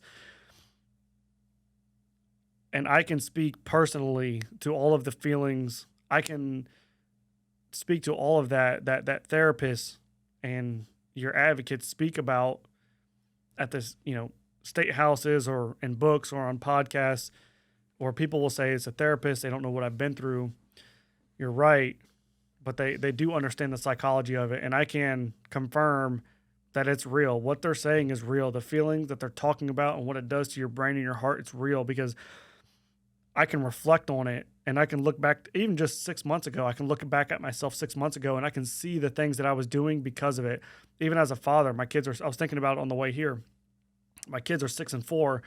When they were first born, I was a completely different father then than I am now. And I think I was a great father then, but I didn't understand love for children. I didn't understand love for babies. I always thought that it's a fucking baby, man. Like it's not like it's not a big deal, dude. Just they're whatever. They're gonna grow up. They'll be fine. They'll be fine. Yeah. You know, where in reality, nurturing and affection is one of the most important things you can do for babies. Human connection, nurturing, and affection. Those things will actually inhibit a child's growth, like physically prevent them from growing if they do not receive it. And I don't think I neglected my children, but I probably could have been more compassionate about the situation. But to that point, people who go through what I've gone through, like I said with my own mom, she didn't have that maternal instinct that most moms have. Why? Because she did not experience it herself. So she did not know how to be a mother because she did not have a good mother and a father in her life, more than likely. I don't know for fact, but that's likely the case. So once again, my story is not about me. It's about the ability for me to explain it to people, to protect other people. And like I said with the ACE study thing, we know the effects of child abuse and trauma. We know all of that, yet it's still happening every single day. And these horrific things are happening every single day, and nobody wants to talk about it. And the last thing I'll say to cap off the story piece is the amount of funding that goes towards other things in this world versus taking care of our own in America and our own children in America. It's incredible. You know, the United States, I think the government budget on drug trafficking is like it's over 40 billion. For human trafficking and protecting just human rights and lives. It's 200 million, I think. 200 million. Or maybe less than that. Versus 42 billion for drugs. And that's just the government's budget, right? When you look at the money that the ASPCA raises privately, I assume, I'm not really sure how they raise their money, but the ASPCA, through all of their Sarah McLachlan shit, raises $850 million a year, if not more than that. They're a $1 billion company. Then if you look at the $850 million a year, plus all of the other humane shelters in the world or in the United States that raise money, you're over $1 billion. And all of the research that I have done, I cannot find anywhere where child advocacy centers, child advocacy groups for education, prevention, healing, therapy, all of those pieces of it all. I can't find anything that says they're raising more than like 250 million or 500 million or something like that. So basically, America is funding cats and dogs more than they are their own children. And don't get me wrong, I love cats and dogs. But dude, that's crazy. To be in the billions for animals, and the reason why is because it's sexy to put a dog on a poster, right?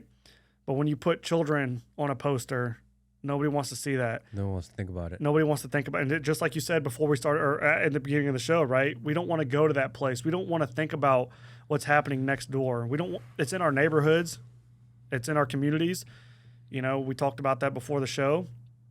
It's so prevalent. It's 1 in 4 girls, 1 in 3 girls, 1 in 4 boys. That high. Oh yeah. Yeah. Yeah. It's the leading industry in the world. It is. And then in America, toddlers are the most consumed product when you're talking about child sexual abuse material. Toddlers. People taking pictures of their kids in a bathtub saying, "Who wants them tonight?" If you haven't seen the Ryan Montgomery episode on the Sean Ryan Show, yeah, that one, he works with Sentinel Foundation in Nashville, him and Matt Murphy, and they run a nonprofit to save trafficked children and human lives. And they're both great people, and what they're doing, you know, them, Tim Tebow Foundation, you know, there's a bunch of them out there that are saving children now that are getting into it, but they're all shadow banned. Yeah. My content doesn't get, as soon as I post something, demonetized. I get a message from Instagram immediately or YouTube saying this is demonetized. I want to get back into that point right now. I got one question. I just want to go back. Mm-hmm. You said you had a younger friend that you started taking to Mondo's with you. Why'd you start taking him? Yeah, so I think that kid actually knew Mondo before I did, or we met him at about the same time. Mondo worked with, I think he worked with that kid's mom at one point. And because we all played video games and we all played D&D, like we all were like kind of interconnected, you know. So that's kind of how he ended up going to Mondo's house. Oh, so you met him there? Yeah, I think I met him through Mondo, but he was never allowed to go to Mondo's house alone. He was never allowed to go alone. His parents would always say, you know, if Seth or Jacob is there, you can go. But he was never allowed to go alone. Why did Jacob knew? Because he had experienced something similar prior, but he took you anyway. Is it a similar thing where, I mean, why did it bring you? I've talked to him about this, and he told me he thought he was the only one, you know, and I thought I was the only one. There was nothing in me that believed that it was happening to anybody else. Nothing. But until I heard what he had said to my younger friend, there was nothing in me that said this is happening to other people, or maybe this happened to Jacob. Nothing. So to that point, Jacob, to my knowledge, felt the same way. And do you think you didn't want to know? Meaning, like you wanted to feel like you're the only one. It kind of makes you feel special that you're the only one, or do you think you just didn't know? I mean, where do you think the psychology around that kind of moment was? Yeah, that's a good one. I don't know. I don't think I think sometimes I felt special, like not in the sense of being the only one, but just being loved, you know, being somebody cared for me, somebody fed me, somebody, you know, did nice things for me and took care of me. The feeling of love I felt special there, but I never felt, personally, I never felt like I'm the only one he's doing this to, so I'm special. I know that is a thing that does happen, but for me, like that happens a lot with incest, when fathers do that to their daughters or mothers and sons and mothers' daughters, whatever. That'll happen a lot with really young kids when they're like 2, 3, 4 years old, to the point of they do enjoy it. They will go to their dad seeking out this sexual abuse because that's how they think they're supposed to bond, you know. I never had that. I think I was old enough I knew everything was wrong. I knew everything he was doing to me was wrong. I never enjoyed any bit of it. I hated every moment of it, truthfully. But for me, it was the pizza, the pop, the affection, the ability to relax, not be beat on, not have drugs around me, not a quiet, safe place to sleep, safe, you know. Perceived safe. Yeah, perceived safe place to sleep was worth, in my mind, the few minutes of pleasure that I had to give this man, you know. So, yeah, I don't know if that answers your question. It's a tough one to answer. I want to talk about the tech censorship on this topic, if we can just touch on that real quickly. I spoke to a girl yesterday, and she's been making kind of documentaries. She's an investigative researcher, and she somehow ended up going down this rabbit hole, like pulled one thread, and it just opened up this entire world for her of online grooming. And she ran into these different websites and ran into, I think she started at the Incel website, which got her into like different Discord channels and Telegram groups, and followed kind of the organizers into Roblox and Minecraft. And she just figured out like how rampant it is within the online communities, using video games, using games that your kids are playing, Minecraft, Roblox, to even start grooming them, to start approaching them, to start having these conversations, bringing them into different platforms to have different conversations. And she put this video online of all of her research, like months of research, and she packaged it into maybe a 20-minute video, put it out there. And YouTube banned her. Didn't give her a strike, didn't give her a warning. She put out her research, and they banned her. Why don't they let you talk about this? Makes you wonder who's behind it all. It's crazy. It's disgusting. If anything, if people are, this is obviously a huge problem. And if there are people that are willing to put their names out on the line, put their reputations out on the line, put their stories, very hard stories to tell, and they put it out there and they're willing to do it, shouldn't we be shining light to these situations to help stop it? You said all these years and all this research and all these studies and all this money, as little as it may be, is actually not making any difference whatsoever. Why are they actively banning it? Yeah, like I said, it makes you wonder who's behind it all. There are people in power that are doing things. They're the owners or whoever the hell it is who runs YouTube and Instagram and Facebook. They're actively preventing these things from popping up, And I understand the AI, what AI sees is child and sex or something like that in the same video. So they're like, boom, ban. I understand that is good in a sense to prevent child sexual abuse material from being viewed online. But there needs to be something fixed or at least acknowledged and funded to help promote these companies, these people that are doing these things, right? Tim Tebow Foundation. Tim Tebow is one of the most prominent figures, definitely in America. I don't know about the world, but he's a big guy.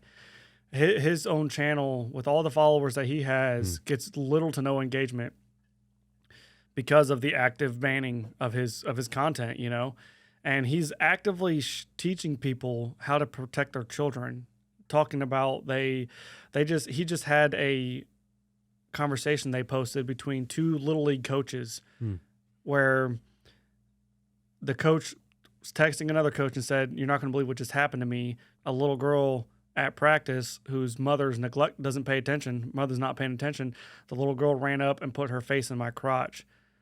And he said, "I think I got a good one here. I can't wait to take her home and be tongue deep in this one." Like, no shit. He's like texting this other coach, and the other coach responds and says like, "Hell yeah," encouraging it. And he says, maybe if the mother's neglectful, maybe she'll just give her away. Wouldn't that be a dream? And so Tim Tebow, who's actively exposing this, and same with these other organizations, and maybe even myself, trying to show people that it is not, like I said, the man in the van. We're getting banned. Our content doesn't get viewed. It doesn't get viewed to anybody unless they follow us or share it or like it.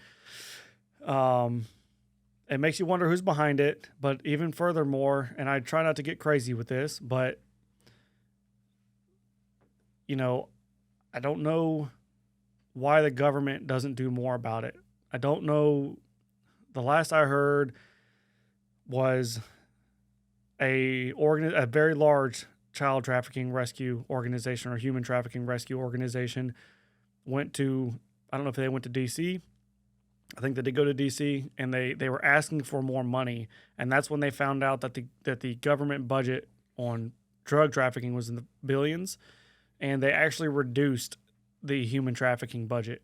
They reduced the funds and efforts to save human lives. And the drug trafficking has gone down significantly since they have hammered it in the last 10, 15, 20 years. It's gone down tremendously. Well, no shit, because they're putting billions of dollars into it. So the same thing could happen in the largest industry in the world if we just funded it, if people talked about it, acknowledged it. I think that if we had more people who said, like, fuck the system, a lot of times I want to censor what I say, and I'll censor it for people's shows if they want me to. But part of and part of me is like, I want to censor it so that I can reach more people. But the other part of me is like, no, fuck the system, man. Like, fuck YouTube and Instagram and Facebook and whoever doesn't want to expose these people. Because it's just, and if we had more people like that in positions to really leverage their you know, I don't know, money and their public figure, if we had more people in those positions to really leverage it, what's Instagram and YouTube going to do? Like, what can they do at that point? You know, when you have the masses really fighting it. So, like I said, it makes you wonder who's behind it. It makes you wonder why people don't want to talk about it. You know, this may be a reach, but you have like NDA parties, you know, and who's going to NDA parties? Like, why is there an NDA? I know why there's multiple reasons for an NDA at a party, but you know, you look at like the P. Diddy and Epstein, like we still don't know, to my knowledge, we don't know who went to Epstein's island, right? I don't think that list ever came out. No. So why are we protecting these people, you know, and like I said, it makes you wonder who's behind it with the presidential shit with TikTok and all of these platforms. They're monitoring what we see and what we don't see for a reason, and they're protecting people. And, you know, you're starting to hear about it with like Disney kids are coming out saying like all this shit's happening. And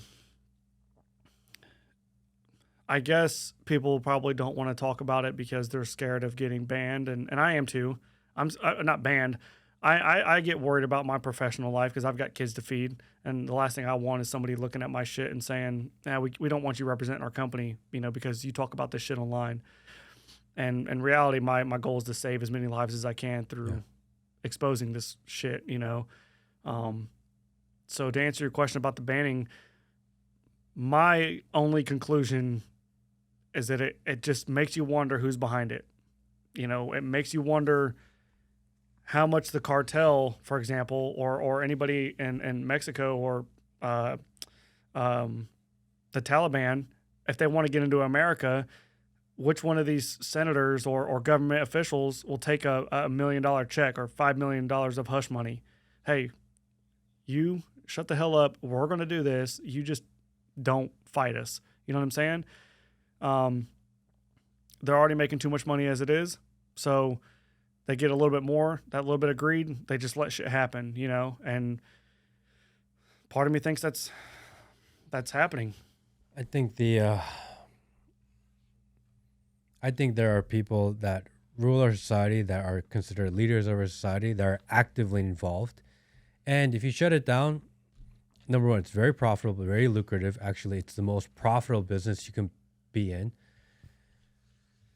They probably get their kicks from being involved in it. It's probably very exciting. And it's not something that you want to get caught for. They will go to the extremes to make sure that they're not outed. We can see it. I mean, you mentioned it with Epstein's Island and with P. Diddy and his parties. Everyone knows what happened.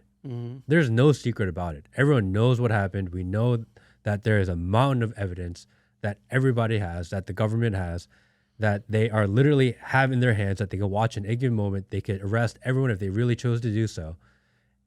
And it's a choice. They choose not to. I don't think anyone questions whether or not they have the evidence. They have the evidence. It's ridiculous to say that they don't have the evidence. They go in there first before the feds show up. They scrub it. They take the evidence. They take the hard drives. They take the video footage. They throw it in a locker. And they're probably just watching them, having a good time. Yeah, man, it's funny. Like they spend all this time and resources and money to like chase down Trump, and not to get crazy with that, but it's like, where was that effort for these other people? Like I don't know. I don't even know what the hell they were going after Trump for. I really don't pay attention to it as much as I probably should. But where's that effort when you're talking about one of the most prominent people in Hollywood being P. Diddy or wherever the hell he's from, or even Epstein, like, you know, like we're kind of beating the dead horse here. Like the protection of those people and the protection of these, the pedophiles and all of that in general is insane. I think California is now pushing even harder on the MAP thing, you know, the minor attracted person. They are there was a TED talk. There was a TED talk about people being minor attracted people or persons, and that there's there's a psychology behind it. There is. How does that make you feel that they're trying to reframe the idea of minor attracted persons versus pedophilia? Like, as someone that's lived that, watching them change the narrative and what that means in real time, what does that make you feel? Well, part of me thinks that the people that are pushing for it are damaged themselves and that they don't want to. You see, what happened to me, when you look at, in my experience, when I look at a lot of people like me who have gone through the same shit that I've gone through, a lot of them are damaged almost beyond return to the fact that they have these outlandish beliefs, and they have these different beliefs because of what happened to them, or they may be a certain way because of what happened to them. And part of me thinks that some of these people maybe were molested or something happened to them, and that's the reason why they're trying to justify it now. I think it's coping. In a way, maybe. And then the other side of me is like, they're executing it. They're actively going after it. But then again, you know, America is like reality TV nation, and the more ridiculous you can be online or in your policies or whatever, the more attention you're going to get, the more it's more attractive, the more polarizing you can be, the better it is. So if I go online and I say that, kids should be able to determine their sex, or they should be able to change their sex by the time they're 3 years old. They should know if they're a boy or girl, and if they want to, whatever, you can mutilate them. If I go online and I advocate for that, there will be a massive amount of people that hate me. There's going to be a shit ton of people that love me because they're all like body positivity and all this other bullshit. And I think that people are doing that because they know it's going to get them attention. And as long as we feed it, they'll get it, And then, with the political shit, it's just a big old like playground argument. Yeah. It's like calling people dumb names instead of like, let's get up here on this fucking stage and figure out the problem and how we can both solve it. How can we both work together to fix this shit instead of just berating one another about dumb shit? But that with what California's doing, I mean, there's no justification to that. The fact that people in California are even considering that to be reasonable, and it's not only California, but they're the ones passing laws right now, then the fact that people are considering that to even be remotely close to rational thoughts, it's mind-numbing. I don't even know why. I don't know why it's being entertained. I don't know why people vote for that shit. But this all comes from like the DEI stuff.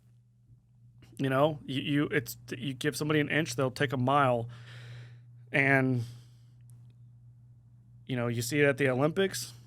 I don't know the whole situation with that, but you see it with like Riley Gaines and when she competed against Leah Thomas or whoever the hell it was. That shit is not okay. And the reason, and like this is even a better point about Riley Gaines. People defended the fact that Leah Thomas was a supposed woman based on his or her thoughts. Goes and competes against Riley Gaines. If we would have just swept that under the rug and been like, and if everybody would have been like, DEI, yeah, good, and people can be whatever the hell they want to be, imagine where we'd be now. The fact that Riley stood up and was like, this is fucking bullshit, she potentially saved us, I don't know how many years, maybe 10, 15, 20 years before it really goes sideways. Or she potentially created that ripple against that trend, you know what I'm saying? And because of the cancel culture, if you get on stage and say whatever you agree, I had this conversation the other day about pro-choice versus life with somebody, and I told her, she said she was pro-choice, which doesn't matter to me. I said, okay, so you're a baby killer. So you're a baby killer. You enjoy seeing babies die. You like abortion, all of these things. And she said, well, no. And I said, right. And I agree. You probably don't like any of those things. But the problem with what we're talking about is if I say DEI is wrong, now I'm racist. Now I want to see all white men succeed. I want to, women shouldn't be involved in anything. They need to stay in the kitchen, That's what people are doing with their arguments. That's why we can't make any freaking progress or make any rational decisions. Because as a politician, if you say that children, or if you say that children shouldn't be, if they identify as something other than their assigned gender at birth, is what they're saying now, they don't, in California, they don't have to tell the parents anymore, where it used to be required that they'd have to address that. Yeah, they just passed, I think it was Bill 1955, which says if you're having questions about sexuality, if you want to regender yourself, things like this, and the teacher finds out about it, they are not allowed to tell the parents. Right. That's crazy. That when I heard that as a actual law, I was like, this can't be real. Why does the state get to decide what's going on with your kid? Well, that's, as a politician, because it's a popularity contest now, and if you go the other way, like I said, you're just going to be ripped apart. So even if you don't agree with one thing, even if I say I'm pro-choice, it doesn't mean that I like to see babies die. But that's what people do, and politicians know that, which is, I think that's part of the problem with a lot of the American society is we're so polarizing. We just want to jump to conclusions when somebody says something, and just attack them for their thoughts and opinions and beliefs. But then not only that, but just cancel them in general. If you work for a publicly traded company, don't fucking share your opinion anywhere, because they don't want to hear it. They have to abide by all the rules. And in fact, even child advocacy centers, even child advocacy groups to prevent sexual abuse and stuff like that, and abuse on children, they are partnering and advocating with other organizations or companies or Pride Month kind of things for children, which is like completely bullshit. If my daughter goes to school and somebody walks in that damn school and tells her she can be attracted to and she can be gay or bi or trans, I mean, first off, she'll be homeschooled. But people are like promoting that in children and saying that we need to normalize it earlier for children. And it's just fucking bullshit, man. Children do not think about sex, their sexuality. Not only that, but I don't care if you're 5 or you're 40. Your sexuality that's not who you are. Yeah. Like that's the most elementary thing to be proud of. It shouldn't be your identity. It should not be your identity. But if you say now that we've said that, right, we've established that, now people will watch this and say, oh, he's homophobic, he's transphobic because he doesn't think that his kids, my son who's 4 years old, no, he does not wear dresses in my house. That does not make me homophobic. He is a man. Men, historically, we are here to protect and serve and do the things. We are different biologically. Our psychology between men and women are different, and that's okay. My son is not more valuable than my daughter, and vice versa, But because of these hard truths, people just take them and run with them, and they'll call me a homophobic father because I don't want my son wearing a dress. If he ends up being gay, I truly don't give a shit. But that's not his identity. You know what I'm saying? It's not who he is. If he's gay or if he's straight, it's not who he is. Like, him being straight is not his identity. And I think that so much shit has happened to so many people that you have maybe two things. One, you have damaged people and put positions of power trying to implement their dumbass ideas, or the cancel culture thing. They're just trying to appease to whoever they can. Very similarly to like Kamala Harris getting votes from women because she's a woman. I mean, that's a dumbass reason to vote for somebody. Yeah. That's just a stupid reason to vote because she's a woman, But it's the same thing with the pedophilia, with the pride stuff, keep that shit out of the schools. Keep it away from the kids. That let them grow up and let them figure themselves out and go on from there. Because if you don't, the more they get involved with the government, the more it's going to get pushed into the schools, and you start getting to that minor attracted person situation. It's like showing porn to a 5-year-old. Yeah, it is. It just creates this basis of how they perceive the world, how they perceive relationships, how they view sexuality. And when things start to happen, you think that's okay. Yeah, I mean, look at there's look at like the drag things where they actively participate in trying to get children to attend these shows and events. It's crazy. There is a children's author in the UK. I actually posted this a while back. Children's author in the UK wrote a book, and it's getting all kinds of love. Everybody loves it, and it's about Grandpa. It's called Grandpa's like Pride Flag or Grandpa's Flag or something like that. And the story is this little girl goes to her grandpa's camper and finds this box, this chest, and she opens it up and she finds a pride flag in there. And the grandpa walks in, and this is a kid's book on Amazon, marketed for ages 3 to 5. Walks in, or three and up. And the grandpa says, "Oh, that's my old pride flag back when we used to do marches and parades and stuff." And the little girl says, "Oh, can you tell me about that?" And so he's like, "Yeah." So he starts telling her about him and his husband going through all these pride parades. And which I don't even think that part is really, I wouldn't say that's bad. I don't think it needs to be in a children's book.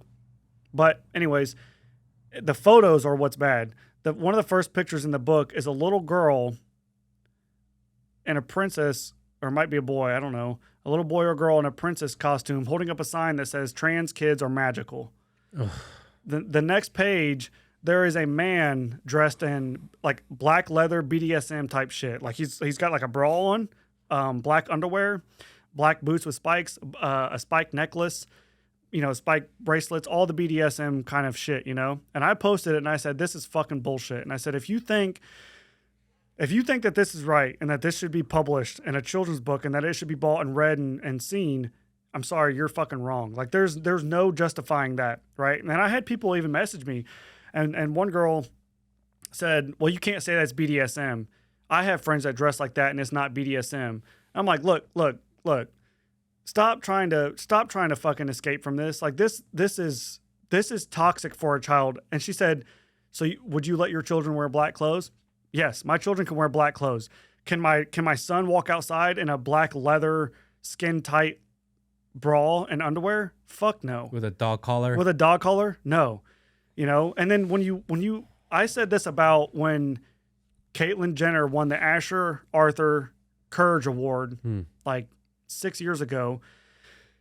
Caitlyn Jenner won a national recognition award for courage over a high school child, I believe, who had cancer and was trying to play their senior year of basketball through cancer. Okay? And as I sat there in my bed, I remember watching this shit, and I talked to my wife about it, and I said, there's going to be a day coming soon where I have to tell my children that it's okay that they're white and that they have 2 parents in their house and that nothing ever happened to them. There's going to be a day where like it's okay to be okay, or like it's okay to be this normal person.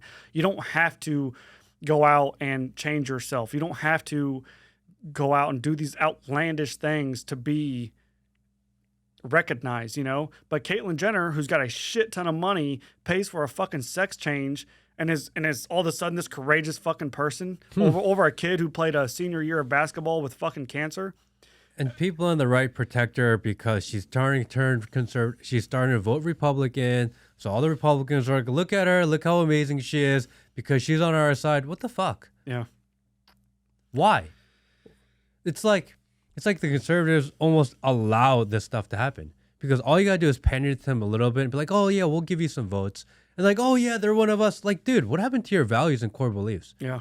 Why do we give in on these things that actually matter to us, that matter to our children, matter to our families, and we're willing to sacrifice so much just hoping that we get a couple more views and a couple more clicks and a couple more votes?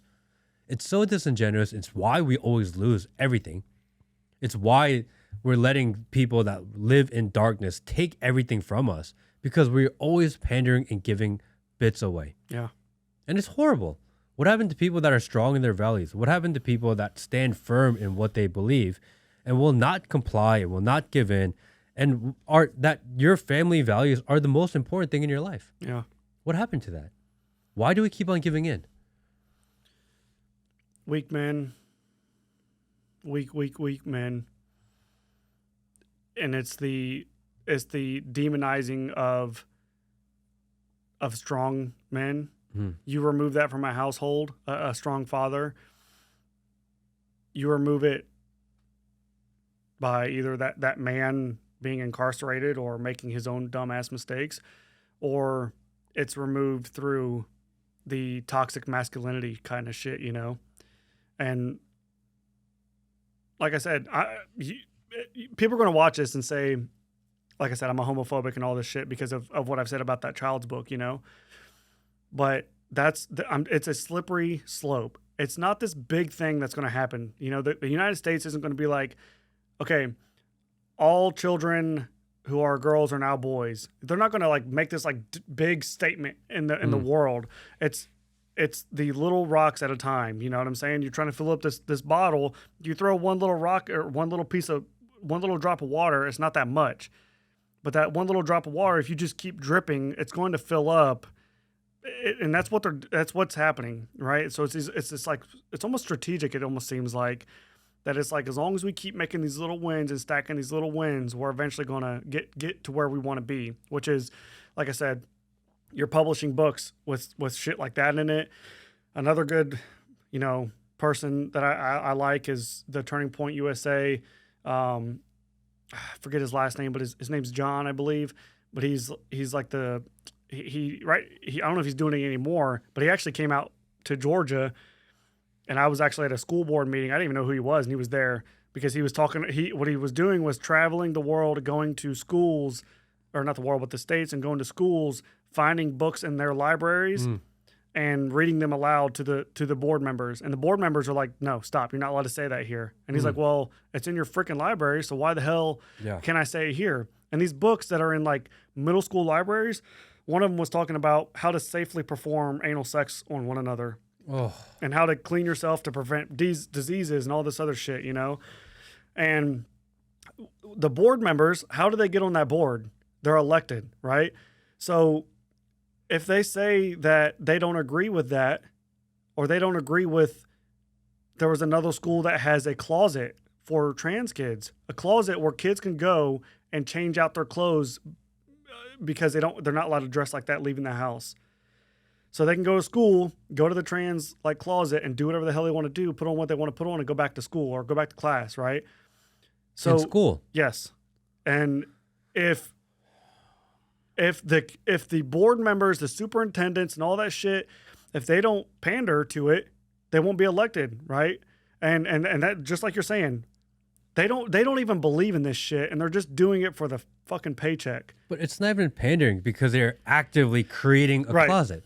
Yeah. So not only are they pandering and allowing it, they're actively creating it and perpetuating it. Yeah. Which is even more disgusting. Yeah. Yeah, man. But you've been able to, I kind of want to loop it back around. You've been able to have the history that you've had and somehow been able to become who you are.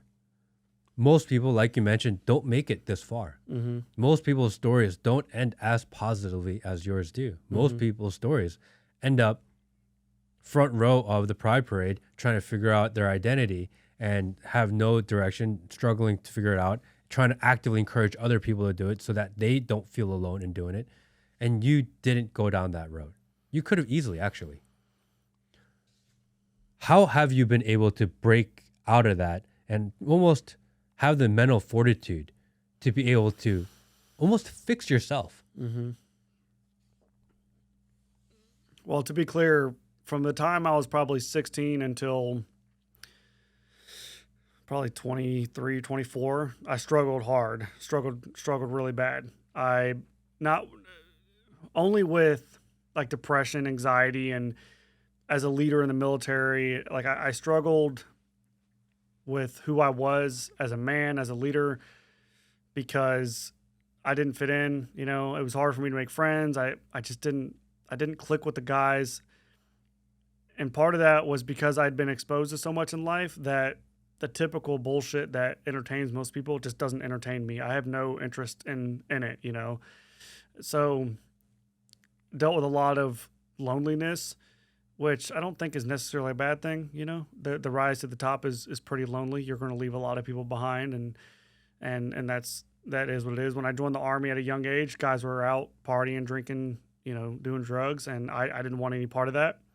So I didn't do it. So I didn't fit in with the guys. I didn't do the dumb shit. I was staying out of trouble. I think I would say I had a pretty naturally resilient mind despite what I'd gone through, which I'm lucky for. I think I'm lucky that my heart and mind maintained what I needed to survive. But also, even what's kind of twisted about my situation was my abuser, Mondo. As much as he hurt me, he coached me a lot through school and through life, you know, up until I reported him. He had coached me a lot on like how to handle certain things, how to handle certain situations, how to be better at one thing, and how to move on and overcome this. He was a mentor as much as he was damaging me, which is really an interesting dynamic of our relationship that I hope to dissect one day with a psychologist who understands a little bit more than I do. But he actually coached me a lot through all of the pain and suffering that I had gone through. And so with that and the combination of had a few leaders in my life that I looked up to, not necessarily in my life, but, you know, Eric Thomas, for example, is a motivational speaker. I love him to death. And I watched a lot of his videos growing up. Like when I had the ability to watch things on YouTube at my grandparents' house, I just came across him one day, and he just talked about, you know, he knows what it's like to be a single parent household, homeless, eating out of trash cans. He knows what it's like and what it's going to take. You know, he talks about, you know, the bigger your dreams are, the earlier you're going to have to wake up, the later you're going to have to stay up, the harder you're going to have to work. And I listened to his message, and it just fired me up. And I listened to it in the gym today. I listened to the same shit that I was listening to when I was 16 years old today in the gym, because it just resonates with me so much. And a lot of people, you know, will listen to like Jocko or David Goggins, and they'll listen to them and say like, you know, they're stupid, or they're too intense, or they're full of shit, or whatever. And for some reason, for me, they just click with me. And it just, those messages that they produce, it resonates with me, and it helps me understand who I am and understand that, yes, this life unfortunately did not go my way, but I can do something about it. And then the same way that I was inspired, I can do that to others, which I have done, you know. And I had some mentors. I had a wrestling coach. I wrestled in high school, and I credit him for being part of who saved my life, you know. I got to see him earlier this year, and I cried in his arms for 30 minutes about him saving my life. And, you know, I had people who helped me a little bit on the way, and I didn't want to be a statistic, you know. Like I had so many people who doubted me, and so many people who can't believe that I'm in the position that I'm in, and they didn't even know my story, you know. They just kind of knew me. And now that they know my story and see the position that I'm in, it's incredible, you know. And so I think for a long time I did get fueled off the doubt. I did get fueled off people thinking I was dumb. I was, you know, not going to make it. I wasn't strong enough to do something. For a long time that did fuel me, and then I had to realize that doubt will only get you so far, because eventually people are going to stop doubting you. I'm sure they have stopped doubting me now on certain things. I probably still have some doubt in other areas of my life from others. But anyways, when they stop doubting you, like once you win the MVP 6 times, what is your motivation at that point? Because you don't have any more doubters. They know you can do it, right? So you have to look inside and do it for yourself. It's more about proving yourself right than it is to prove anybody else wrong. And once I stopped giving a shit about what other people thought of me, what other people, you know, wanted from me, I started doing more shit. That's when I started writing my book, you know, and even writing my book, initially my thing was like, I think my story it deserves to be like a bestseller because I think I've got a fucking crazy story and the way I've overcome it all, right? And I was focused on that for a long time. And then I kind of talked to a mentor of mine, and he said, look, don't write your book because you think it's going to be this big seller, because it's not. He's like, I'm just going to tell you right now, it's not. It's not going to do what you think it's going to do. He's like, you need to do it for yourself. Yeah. And once I did that, I was good, right? I just started a podcast. I've had several people tell me like, hey man, what about this? Are you going to do this? Are you going to, what about this kind of promotion? Or, oh, are you sure you want to have that guest on? Are you sure you want to talk about that? And I'm like, look, man, this podcast isn't for anybody else. I don't give a shit who listens. If you do listen, great. But this podcast is for me to have conversations with people that I want to talk to, And once I got to that, I was like, good. I'm ready to start the podcast, Everything I'm doing in my life is for me and my family.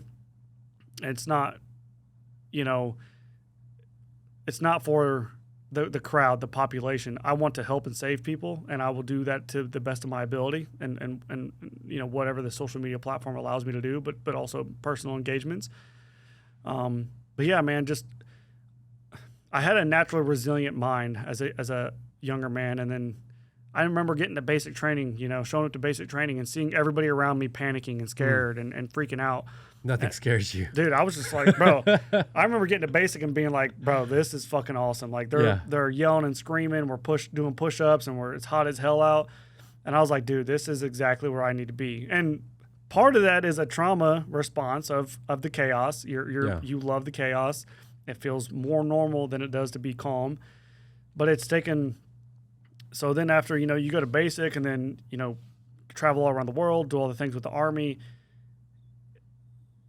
You're only as resilient as you train your body to be, So many people, once they graduate high school, for example, they stop moving. They stop exercising. And I think this is really bad for traumatized people because they lose their ability, they lose their confidence in their capability. They lose their confidence in what they can do on a day-to-day basis, And so I've maintained that. Your brain is just like a muscle. If you don't train it, it's not going to grow. And if you don't train it, in fact, you'll have atrophy. You will just go backwards, if you don't read and write and talk and do the things that's necessary for your brain to grow. So I've done a lot of reading of Jocko's books. Tim Grover's another one that I read a lot of, Relentless. And now I'm connected with Nick Lavery, who's a active Green Beret, and he wrote a book. I read his book, and I'm active in he's got a online forum. It's called The Forge, where he gets on there every day and posts a message, and we all kind of interact with one another. And it's all about building that resiliency, overcoming, doing hard shit, being a better person. And then with all of that, to wrap up the answer, is having grace. Okay? A lot of people, and myself included, struggle once they get on that train to success. Once they get on that train and they start working out, for example, or dieting, or they're doing something to better their life, and they slip up one time, and then they fall into a pit, of despair, right? Of like, I fucked up, it's all over now. And especially people that are traumatized, I was thinking about this on my way here. People that are traumatized, we have a tendency to be very polarizing, right? Things are either really good or they're really bad. And either way, you're going to, you lose, right? Because I'll get a connection or something will happen. I'm like, oh my God, like this is a really good opportunity. And then it either doesn't deliver to the impact that I thought it would, or it just don't show up, right? So then I'm like let down massively. And then inversely, when something really bad, something minor happens, it can take you past that point, and it can take you into this, like, why am I even trying? Why am I even doing this? If I get a no from somebody, for example, sometimes it's like, man, why am I even doing this? Why am I even trying? Why am I trying to do the thing? Why won't anybody give me feedback? And I go into this like deep, deep depressive state about it all, So the grace piece keeps you balanced, It's like, hey, let's not get too excited about the good days, and let's not get too beat up about the bad moments. You know what I'm saying? Life comes in waves. You're going to go up and down, and as long as you're prepared for that, As long as you're prepared for those waves, good and bad, you'll be okay. But if you think it's all good or all bad, that's when you start to go off in life. And it's taken a long time for me to be where I'm at. And it's just like going to the gym. I have to do this shit every day, otherwise it'll go away. You had put up an interesting post the other day, and I want to touch on it real quickly if we can. About the idea of, I know that people say, this is God's plan and this is God's plan. And I think people say that because I don't feel like they have the words to explain what they're going through. Can you unpack that for me? I thought that was a really interesting way to say that. Yeah. It's not a knock on anybody, to be clear, because it's very hard to unpack those words. It's very hard to articulate how you got where you got. You know what I'm saying? A lot of people will get on a stage and speak. A lot of motivational speakers or people who have had a crazy life, and in my experience, what I've seen is they'll say, well, how did you do it? And it's like, well, honestly, I just gave my life to God, or I just gave it all to God and everything was fixed. And the reason why I understand that it's hard to unpack what you were going through at the moment.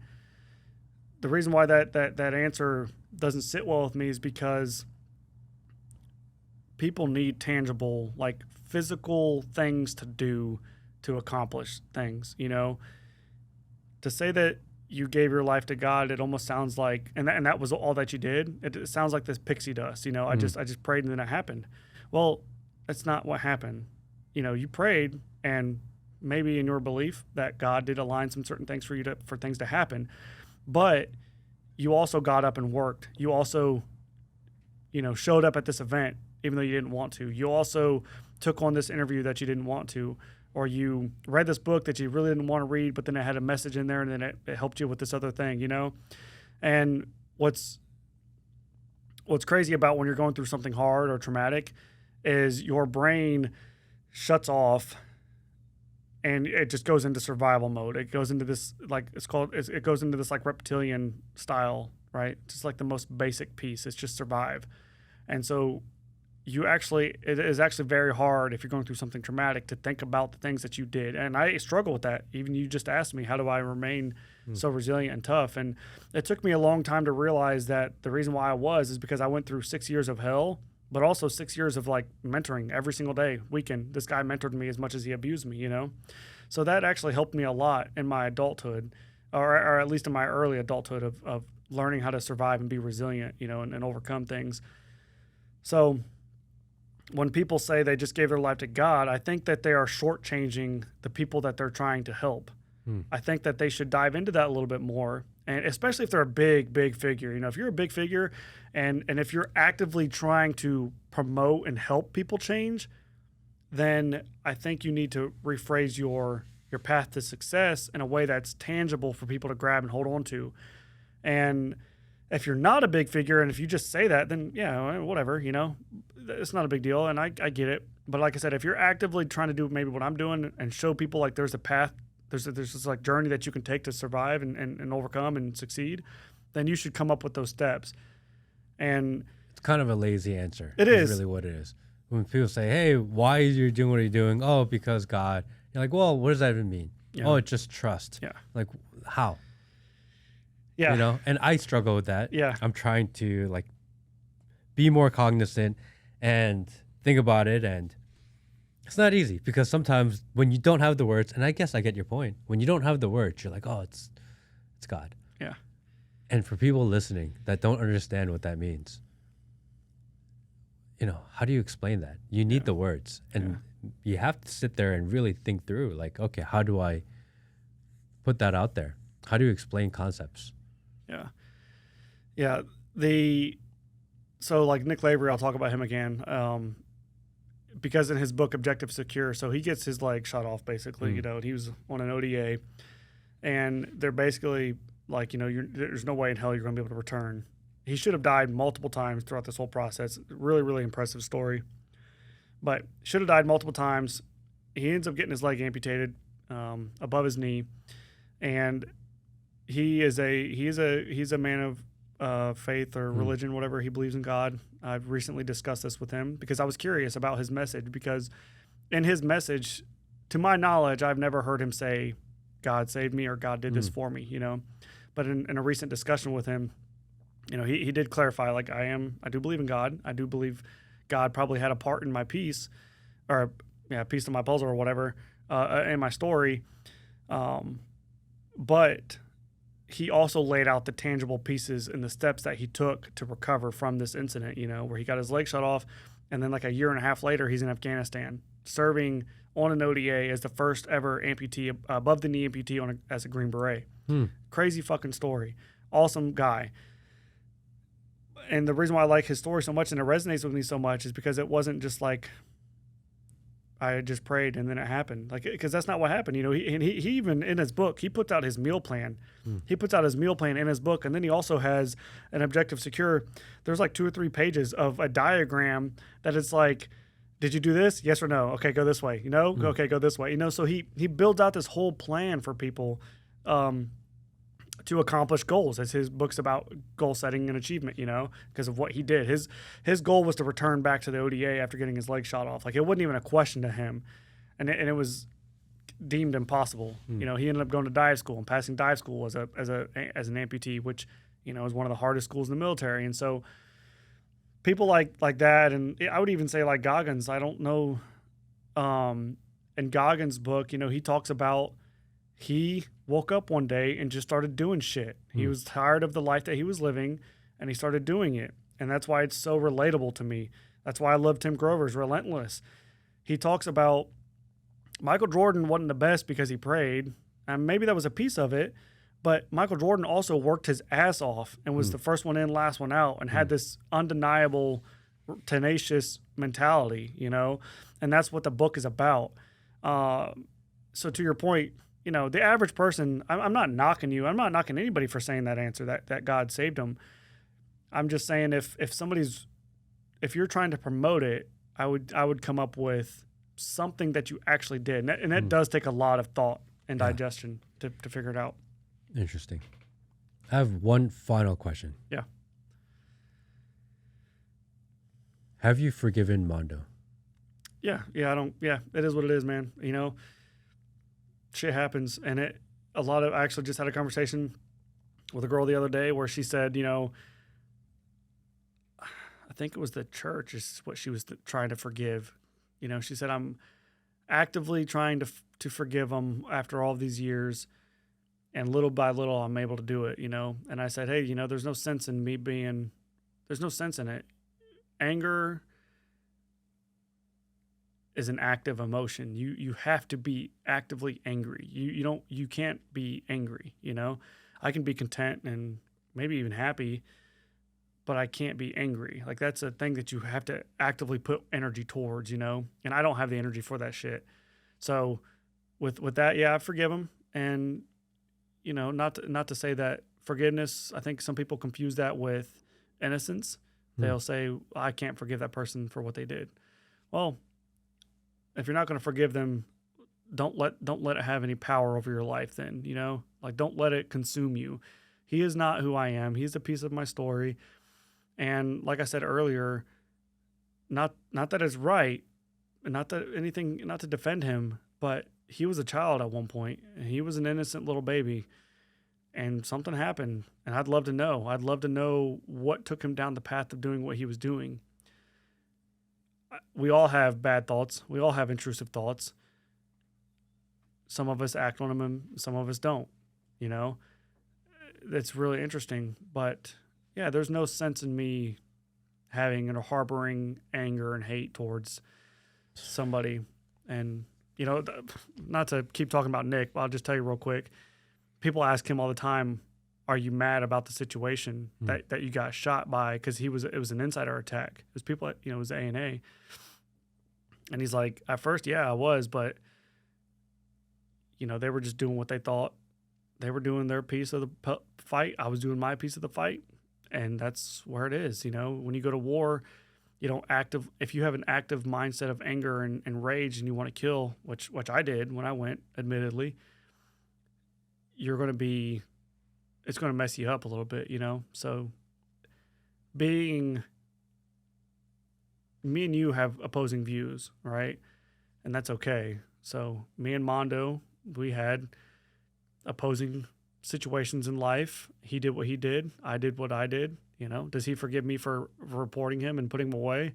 Not that that was wrong per se, but you know, I'm sure he understands where I was coming from. You know, and I can empathize with the fact that he probably had something happen to him that turned him into the monster that he ended up being.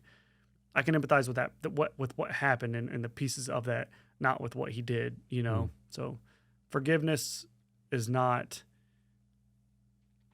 you know, freedom from what he did. He's still wrong, but there's no sense in me sitting here being pissed off about it.